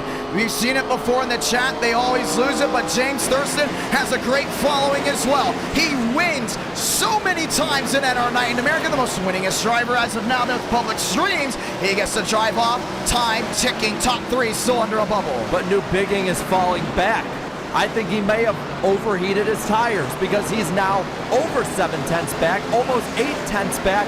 Mosteller and Thurston pulling away. Mosteller in the wall a bit. Let's look at Wilkerson, 2 seconds back. Max Swearingen under fire. That's going to be the Justin Champagne machine. That's going to be for 5th. That's going to be for 6th. Gary Owen back there in 7th. We continue to ride on with what's going on up front. Mosteller still about 2-8 back. Douglas Newbigging back to an 8. Tire fall off. Starting to play a big deal here, but you got 2 lap machines right in front of the 14. And Braden Mubik about to be put 4 laps down this time by Thurston. Still pulling. He's stuck behind him. Mosteller might have a chance here. He looked to the bottom on that, puts Demos on the outside lane. Now if he can just get the drive down through 3. Not able to get it done. Thurston, a late break in the corner entry, is able to hold off down on corner exit, but that means the biggest winner's Newbigging down into half a second. Yeah, 2/10 gain there. Now Mosteller right to the corner of the bumper. He's going to be right on him down the backstretch. He's going to be looking for an opportunity nonetheless. Daniel Mosteller, 19 back. Douglas Newbigging will not sit around and sit for P3. Every driver in the top 3 has got a shot at the title. Wilkerson watching back. At one point was 2 seconds back, down to a 1.8. He may be a late charge as well. How about Justin Champagne down to a 3.5? Time ticking from the fairgrounds. Mosteller stalking him. Less than 2/10. 10th and a half only between them. Looking down that bottom side, he's going to be looking for an opportunity. He's still got Douglas Newbigging half a second back. He's now kind of just rode around to cool these tires off. Mosteller, no difference. He's right to the rear end of the Chevrolet, knocking on the door through 3. And Newbigging has caught him. 3-car race. They're all under a blanket. 4/10 between the top 3. Lap 258, now lap 259 out of 300. The long green flag run has welcomed you to the fairgrounds. Mosteller on the outside lane, not able to get the drive. Newbigging crowds him downstairs. Still 3 drivers under a blanket. Side by side for the lead. Mosteller had the position. Thurston gets the run up high. Newbigging right behind the 9. Looking, peeking, still looking for a way through. Next time by is just 40 laps to go. James Thurston under fire from 2nd and 3rd. He's got a lap machine out in front who's also on the move behind. So far it looks to be no one. Wilkerson has dropped back. Champagne has dropped back. If this goes green, it's going to be a 3-horse race. And Mosteller's looking all over the track, trying to find a weakness on the 14. Now follows him through the corner. Newbigging keeping pace. Rode to the top of the key, got the drive down off. Now Doug is just watching on from that 3rd place position, hoping for a mistake out of the top 2. They all drive back down off corner exit. Thurston has to be prepared. The question is not if, but when the 9 starts getting aggressive. Well, and the 9 is right on him. Half a car length between the top 2. Keeps it close off 2. Douglas Newbigging dropping back, 7 the difference. Jacob Wilkerson nearly 3 seconds back. Nonetheless, what a night at the STP 43. Thurston's got to worry because the 9 is crowding down low. Mosteller just set down the fastest time in this stint of the race. He is knocking on the door. Thurston and watch the lead. Less than 2/10. They go past Mubbock again. He's stuck in the wall. Never mind, not a factor. Now Mosteller pulls right behind him again. Looks low, doesn't have it. Looking for an opportunity. 20 the difference, 21 the difference. Douglas Newbigging nearly now a second back. You got to wonder if that right side damage is hurting him. It could come down to just 2 drivers left in the tank. You still got Wilkerson 2-3 back. He's able to now finally get a charge as the top 2 is under pressure from the lap machines. That's going to be Alexander Dominguez. That's Abraham Vila, all in front of the top 2. And they're not giving way. These guys are going to have to get past him the hard way. The 14 of Thurston looking low on the 88, has the position. Mosteller follows. Biggest thing about this, they're getting out of the way. They want nothing to do with what's going on up front. Thurston is not getting that drive off that the 9 is able to get. Keep that in mind when we get the 10 to go, to 5 to go. We still have time left, but the time is starting to fade. They're still under a bubble looking for a mistake out of the 14. And not a great exit for Thurston. They stay 2/10 between them. Newbigging getting up to him, but he has to go through the 2 side-by-side cars. Hey, he's going to have to deal with that. Dominguez will not get out of the way, but nonetheless, Newbigging has made up time. That 88 has just parked it in front of the 7, has allowed Abraham Vila on the outside lane to hold that wheel-to-wheel. It's Mosteller down within a 2-1. It's Thurston still looking to fight. The Florida driver holding on here in Tennessee, working lap 268. And less than 2/10 still between them. Almost even. You see Thurston has a better run in. Mosteller has the better run off, though. Best news out of the Douglas Newbigging fans. He's found his way through, can start worrying about what's going on up front. The only problem is he is now a second back, closing in indeed as time starts to fade. Swearingen's dropped back to 6. Champagne is up to 5th. Both those drivers looking for a yellow. And we're only closing in on 30 to go. There is not much time left. Mosteller still within 0.2 of a second, goes a bit lower, and now tries the high side off. Well, let's go hypothetical here. Let's say we go back to the checkered flag from here. Do you want to be first, or do you want to be second? Or how about throw an audible here? Do you want to be third? Because these 2 drivers nonetheless are expecting worst case scenario of a last-ditch effort. I want to be in the lead because it's proven through the night that the leader has the better drive off. So if you're Mosteller, you can't wait till 5 or 10 to go. You have to make your move now. That's a big thing. You're working 30 laps to go, unless there's obviously the escape route that's when you pick up that rear bumper and you send them off packing. The only thing is, Douglas Newbiggy is back on the loud pedal. He was 1-1 back under a second. Keep an eye on it. No lap machines out in front. 30 laps to go, working 29. James Thurston has been crowded by the 9, and it's not giving in. Well, and behind them, like we said, Newbiggy, he is sailing off in the corner, hoping and praying that the brake works. And you see him, he gains that time into the corner and then loses it off. Mosteller, though, not letting Thurston have a moment. Thurston has to stay concentrated or that 9 is going to the lead. Gonna go back to the battle for 6 just for a moment. Matt Swearengin able to fight it back out of the hands there of Justin Champagne. Mosteller is there, 18 back. He is still creeping in, but he has not used the power move just yet. Douglas Newbiggy, welcome back under an 8. A big slide out of the 9. Working close to 25 laps to go. And they have a ton of lap traffic still to come. So now, Mosteller staying right with him. Remember, only 3/10 is what it takes to be able to bump and run. We're going to continue to watch on for it. Gary Owen back there in 8th, looking for 7th. What a night it would be for him. He is definitely a championship contender. He's proved it so far. Andrew Cootie going another one down. Came in tonight about, 10th in points, should we say, maybe even less. That is actually the 6th place position. He is now falling back. He's going to hope for a good night off the points when this thing comes to a close. Mosteller has lost the grip to the 14, working 25 to go. Thurston getting runs a little bit higher on the track than Mosteller, but Mosteller makes it up. Now approaching Schmidt, another lap car in the way of the 2 leaders. Oh, he got loose. Able to hold on to it. Mosteller now to the difference. William Schmidt up to the outside wall. Douglas Newbiggy, 1 second, still the difference. Matthew Brower have a night. He's up to the 5th place spot. James Thurston has got to worry. That 14 machine back under fire again. And the 9 is not letting him go. Doesn't matter what lap traffic is there. Demos is putting on the heat. Down low, gets to the corner, and he's right there. Yeah, he's looking as hard as he can. Just can't find a way to just execute it through. 23 laps to go. Mosteller, 15 the difference. 14 the difference. Looking 13 down off corner exit. Doug has been struggling left and right. It could come down to just 2 machines. And right in the racing lane, Frank DeAngelis' lap car in front of the leaders. Will he give way? I don't think so right now. I mean, we've seen him before just sit on the bottom. They're going to have to take the long way back around. Thurston kind of just stuck in line right here. Now he's going to get the daylight downstairs. Frank to the outside. Mosteller down through. He's going to be respectful. Hat tip to the 69, 22, now 21 to go.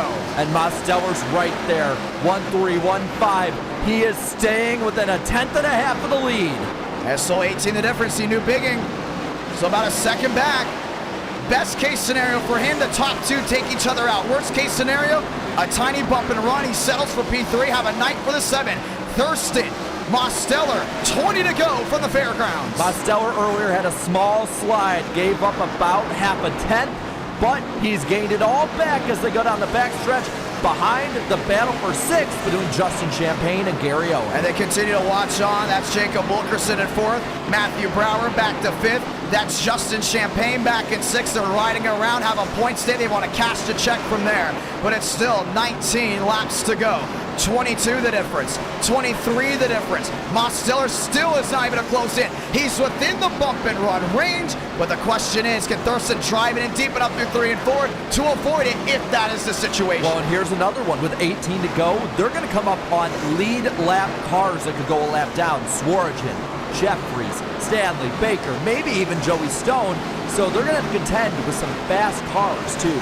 And the big thing you got to look out for is if they don't go a lap down and a caution comes out, they're back in the thick of it. They're going to fight, and they're going to fight the good fight. They're not just going to go ahead and lay down. Ethan Stanley have a night. He's up there to 11th. Chad Jeffries, what a night for him. Top 10 working so far, but coming down to 30 the difference. Douglas Newbiggy fading. I guarantee you no one in this top 12 is going to just roll over.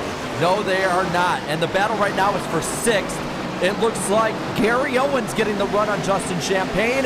He has the nose. Champagne has the run down low. And the 5's going to get him up top. Wow, he's able to get that drive. He's just proving everyone wrong here tonight. Getting the drive off corner exit of the 38 machine. They're going to continue to hold that wheel to wheel. And for a good portion of this night, Gary Owen has been something to watch. So far, battle for the lead. Mosteller down within a 15. Look to the bottom. Wasn't able to get it. Thurston drove it in deep on corner entry. He slammed the door on him. Now they come up on TCB. Baker, for the first time all year, is on the lead lap at the end of a race, and he might fight them here. Only maybe a piece of paper between the top two. 15 to go, 14 to go. Do you want to go to victory lane? The question is, can you go ahead and do it? With 14 laps to go, Mosteller has been able to prove that he can do bold things in big situations. Is it a first career win for James Thurston in the Cup Series? Same with the 9. Lined up nose to tail, 13 to go. Thurston has been getting loose off the corner. It's opening the door for Mosteller, but Mosteller might have to add a little bit more. He might have to bump him because that 14 even loose is still strong. If you're just joining in, we say welcome. This is going to be the finish for the Nashville Fairgrounds Speedway. Thurston down on the yellow line. Mosteller closing in one around. In the back, Baker single car spin, gets it refired. We stay green. And now they put Stanley a lap down, 10 on the lead lap. Thurston clears and Mosteller doesn't. It's going to cost him a few tenths. How about this one? Adam's calling it, let them race. Let them fight it out. 32 the difference. Mosteller loose off corner exit. That could be the dagger that's going to affect them big. 11 to go, down into 1 and 2. 4 tenths now between the two leaders. Mosteller falling back from the 14. The Burger King car is now well out ahead. Yeah, he's closing up to Chad Jeffries. He's closing in on Max Swearigan. Joey Stone in the top 8. Ancient World Gaming have a 9-3-5 the difference. The 9, one thing that will not change for him. He's able to close in one around. Justin gets it refired. Let him race. 10 laps to go. Justin Champagne going around now in the 10th position, a lap down. Mosteller making up about half a tenth this time. Now 10 to go, down to 9 to go. This time by, down into 1 and 2. Gary Owen up to 6, never mind. Douglas Newbigin closing in too far back. It's going to come down to the top 2, and that's exactly where we see the short track action get really exciting. 8 to go this time. Can the 9 close in? He's doing it here. He is doing it. Now less than 3 tenths between him. He's getting the exit. Now we just need to get him on entry. 24 the difference, 23 the difference. Is it going to be one of those classic NR Cup Series finishes that we all love to see? He is stalking his prey once again. Back to the center of the corner. Back on exit. James Thurston has won here countless times. So is the 9. How have they done it a lot? Using the bumper. Keep an eye. 7 to go. And now less than 2 tenths. Less than a tenth and a half. His bumper is there. Yeah, he didn't use him right yet. I'm telling you, he's going to stalk the prey. He's going to go for that last-ditch effort. He's going to put his chips in the middle with 1 to 2 to go. The question now is, when and how do you want to catch the 14 off track? Oh, you catch him with this lap traffic here. 4 cars all under a blanket, slower than you.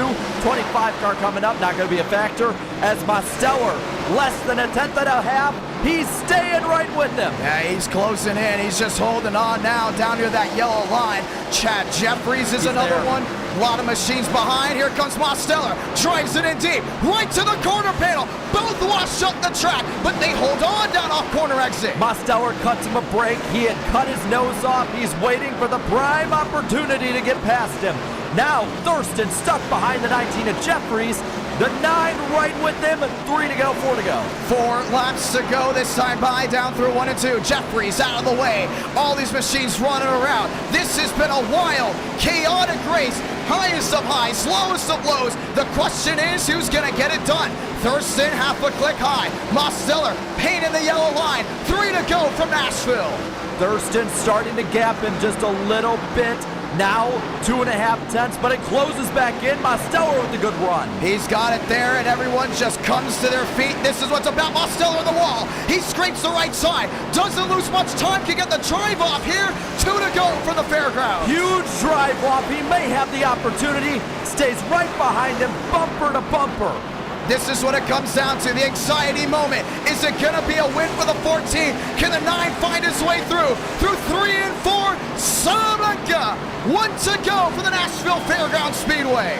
And he's got the position down low, gets loose off the corner. He's there, he's looking low. The 14 tries to shut the door, can't. Mosteller gets the run. Final time down the backstretch. Mosteller 9 down to the inside. Thurston shuts the door through 3 and 4. Who's going to win it? Mosteller drives it in deep. Thurston's able to hold on to it. And he's going to walk it off for the Music City. James Thurston victorious. And a great save. Mosteller still brings it home second, just a half second out. Wow. That was a race. That was worth it. That was worth every single second. James Thurston, 4th different winner this season. Mosteller, new championship leader. Douglas New Bigging will most likely go to 2nd. And we got one hot night in 2 weeks. Yeah, we have one hot night in 2 weeks. And then a month from now, Talladega. Unbelievable. What a race. What a finish. James Thurston will say welcome to Victory Lane. He asked me if the number 14 with the BK logo on was bad luck. We said, you just need a win, and he just did. He did, and he's burning down the house. There's only 7 finished on the lead lap, and Joseph Armstrong managed a bit of a comeback. Up to 11th, lap down, but still came back from a long way back. Your previous points leader, Braden Mubbick, 15th, 6 laps off the pace. James Thurston held on. Daniel Mosteller, nonetheless, a great finish. Best part about this track, you can drive to Victory Lane. And that's exactly what he's going to do. We got to watch back on that one. We said at some point we're going to get a long green flag run. We got it here. New Bigging P3, Brower P4, Wilkerson P5, Gary Owen back to 6, Max Swearigan 7, Joey Stone top 10, Jeffries 8, Ethan Stanley a fill-in. Welcome to 10. Yeah, nice run on his part. TCB finally gets to a finish of one of these things in 12th. So a lot has changed in only 300 laps. Let's go talk to your race winner. What a field we've had tonight. What a crowd. Grassroots racing very much alive, and it's not going anywhere. Very thankful to everyone that is tuned on in. Let's go hear what they've all got to say. What a drive, what a finish. You've had tempers boiling over. You've had struggling left and right this entire race, and James Thurston has just gone top of the board. James Thurston, it's the John you got a copy. Oh my God, that was... My heart started racing for you. Let's go. My heart was racing right at the end. I'm going to be honest with you. I know it had been pumping out of your chest. Walk me through this entire race. I mean, I had to drive like the rear tires were like skates. They were literally they had so little grip that if it was any other part of the race, I would have been too careless and wrecked the car. I kept trying to find something that would pull away from Demos, but he was just like right on me that entire last run. I'd kind of get away from him on some of the straights. He'd get loose at some of the turns. He just got right back to me. And I don't know. I don't know what happened there in the last turn, but it looked like he tried to send it, and he just ended up. Wait, please tell me he finished. Oh, he did finish second. If he wrecked off of 4, if he wrecked off of 4 again, I was gonna be mad for him. But yeah, thanks to him for not absolutely obliterating me in the final turn. He definitely could have done it, but he didn't, and just. Oh my God, I'm an our Cup Series winner. Yeah, fine. I mean, but I wanted to point this out. You're close. You definitely had a race-winning speed at Atlanta. I remember I talked to you. You said, is this scheme bad luck? That's the big thing. We're both Tony Stewart fans. You know what I mean? I said, you drive that scheme. You brought the flames out tonight under the lights, my man. You started up front. You led laps early on. What was the big breakaway from day into night? Oh, man. Well, early, I led a few laps. I think some of these guys were saving their stuff like a little bit too hard at the beginning, and I was just kind of not. And second run, they kind of figured it out that you didn't have to run at like 3 miles an hour to save your stuff. And so eventually, it got a bit more competitive with, I think it was like me, or Muvik, Caudle, and me. We were just kind of chilling up front, top 3 for a while, and then those cautions came out. But eventually, Muvik spun and had his downfall. But I mean, I stayed in it for the whole thing. I think I got a 0x that race. That drive Just, through 3 and 4, I became a kid at the candy store watching that one. I thought for sure, because we've seen the 9 do it, I thought he was going to lift you up, drop you off. I thought you were going to have a one-way ticket out of B&A. And the next thing I know, you wash up the track. Were you prepared for the bump and run at any moment? Well, there's a reason I washed up. I'll say that. You drove it in deep. Yeah. I thought you were going to lose the car. I thought I was too. The thing started sliding. But yeah, he sent it in there. I knew he was gonna send it in there. I've seen all the times he's done that, and I didn't want to have it happen to me. But then, I mean, I know I washed up, and once I saw him starting to get a little sideways there, I just kind of knew I had to keep the car straight, and I was gonna win it from there. Wow. And yeah, that's kind of what happened. Just yeah, thanks to Power Smash Infinity Speed Motorsports, first NR Cup Series win for the team, and yeah, hopefully we can be a little bit stronger from here on out. We got a points update for you. I'm sorry, I hate to cut you off there, but you want to hear where you are? Sure. You are sitting P6 in points. New championship leader, 4 different races, 4 different swaps. Ladies and gentlemen, the Demos fans, spam the 9 because he's now leading by just 8 points over Braden Movick. Joseph Armstrong rallies to 3rd. New Big into 4th. Frank back in 5th. And what we're hearing, the top 13 are mathematically just 1 race back. Wow. Yeah. Man, that's crazy. That is crazy. huge. I mean, there's so many championship contenders still, and we still got Talladega. We still got Talladega and Charlotte on the horizon. So I want to bring it back to you. Oh, I just used your word right there. What kind of? Well, we want to bring it back to Thurston just for a moment. You've won at Charlotte multiple times. Winning here had to be the biggest sigh of relief for a championship run, not just because we know you're good here, but it's because you could have had a better finish out of Atlanta. Some things didn't go your way. You know, Darlington, I want to say kind of in the same boat as well, just not to the dynamic of race 2, but you've won countless times at Charlotte. You've seen to prove in yourself at Talladega. Do you see a possible back-to-back in the horizon? Yeah, if it's Charlotte up next, I really do hope I'll be fast there. I've been pretty quick there, and it's the next gens, right? I haven't raced there with the new tire model update and all that, so we'll just see how that goes. But I mean, in the past, I've been really good there, and yeah, it's one of my better tracks. I'm not sure exactly how I got so good at it because I don't really run it that much, but yeah, just that bottom lane is just can harvick that thing around there, and that's kind of the way it always goes with these cars. And it seems to suit me pretty well. But yeah, the Dega. I mean, I know I've done pretty good there, but it's still a plate track, a lot of luck.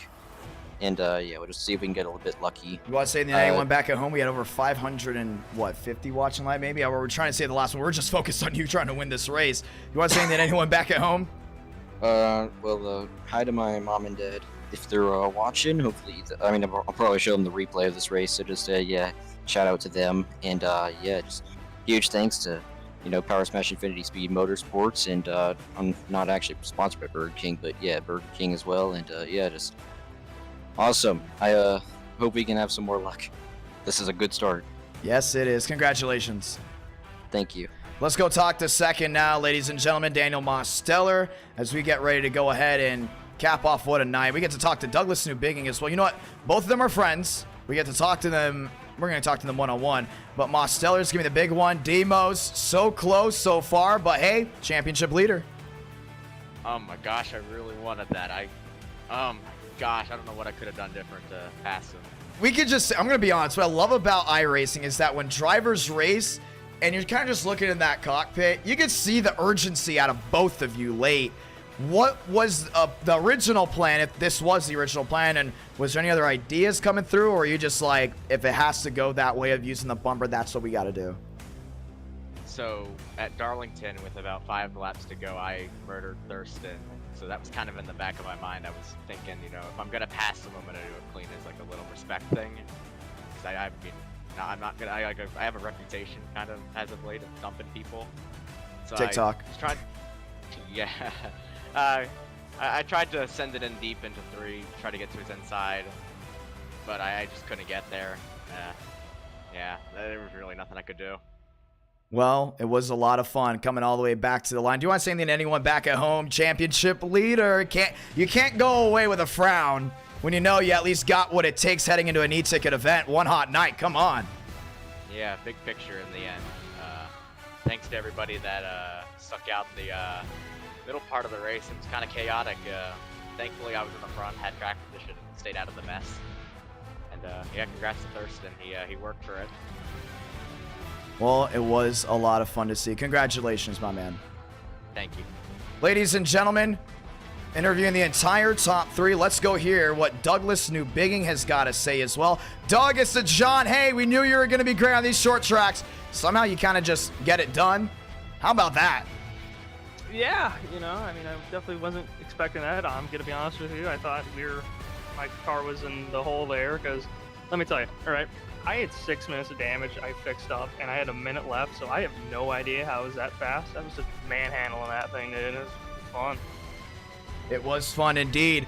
And for whatever reason, including an NR night, when things go boom, should I say, you know, the field, you always sneak your way through. And you found your way back up the third. I talked about that on Countdown to Green. For whatever reason, if things go south with the field, you're there. How'd you do it? I don't know. I mean, the way it always happens with me is if I get, it's like I get wrecked in the beginning, right? Unless I'm doing really good, I get wrecked in the beginning. It's like if I'm not dead, I'm gonna do really good. But if I die, you know, I'm dead. You know, obviously I'm not gonna finish up front. But yeah, just kind of stayed in the back, just kept fixing my damage the whole time. I mean, every time I got under a minute of damage, then freaking, you know, Chad Jeffries comes and just cleans me out like a bowling alley, dude. And you know, that was interesting. I know he did that to Mavik too, but I know Mavik got revenge a little bit there, so a little controversial there. But you know, yeah, just keeping my nose clean. I kind of knew that we were gonna get a bunch of cautions, just looking at how everyone was driving and knowing the track, and just, I mean, cautions breed cautions, right? And until there was about 20 cars on track there, that's when we started getting that final green flag run, which, I mean, that was a lot of fun, that final green flag run there. I think it put on a great show for you guys up here. So. Oh, it very much did. Well, we want to say thank you to you and Roasted Gems Coffee coming on board. Congratulations on P3. Yeah, thank you very much.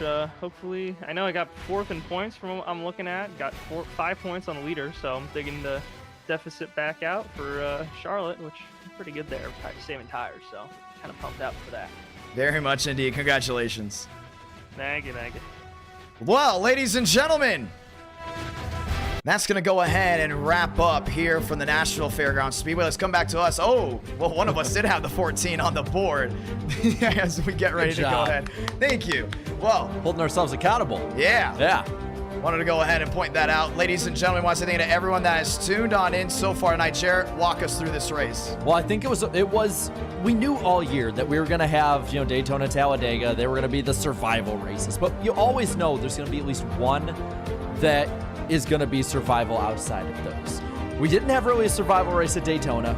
We got pretty good and solid and clean racing at Atlanta and at Darlington. But tonight, this was about as close as we could come to a demo derby, but it was a good survival race. But it also, for those up front, was a good race of taking care of your equipment, being there for the end, and all around, you know, pretty eventful night. Yeah, indeed it was. I really did enjoy that one. In the middle of the race, started getting a little nervous. Like, man, caution after caution, same guys. You know, when you get an issue and it's like different guys, it's like, okay, you know, it happens. But when you start seeing the same guys making the same mistakes, we're like, dude, you know, just pull it back. You know, pull it back a little bit. You don't have to drive so hard down, and you still got 100 laps to go. And at some point, it finally did get to that point, and we got a finish that we're going to talk about for a while. Well, and what I like about that finish is that, you know, Daniel Mosteller had every chance to take out the 14. He had every chance to just crash him out of the way. We'll get a green-white checker. He'll beat him on the restart.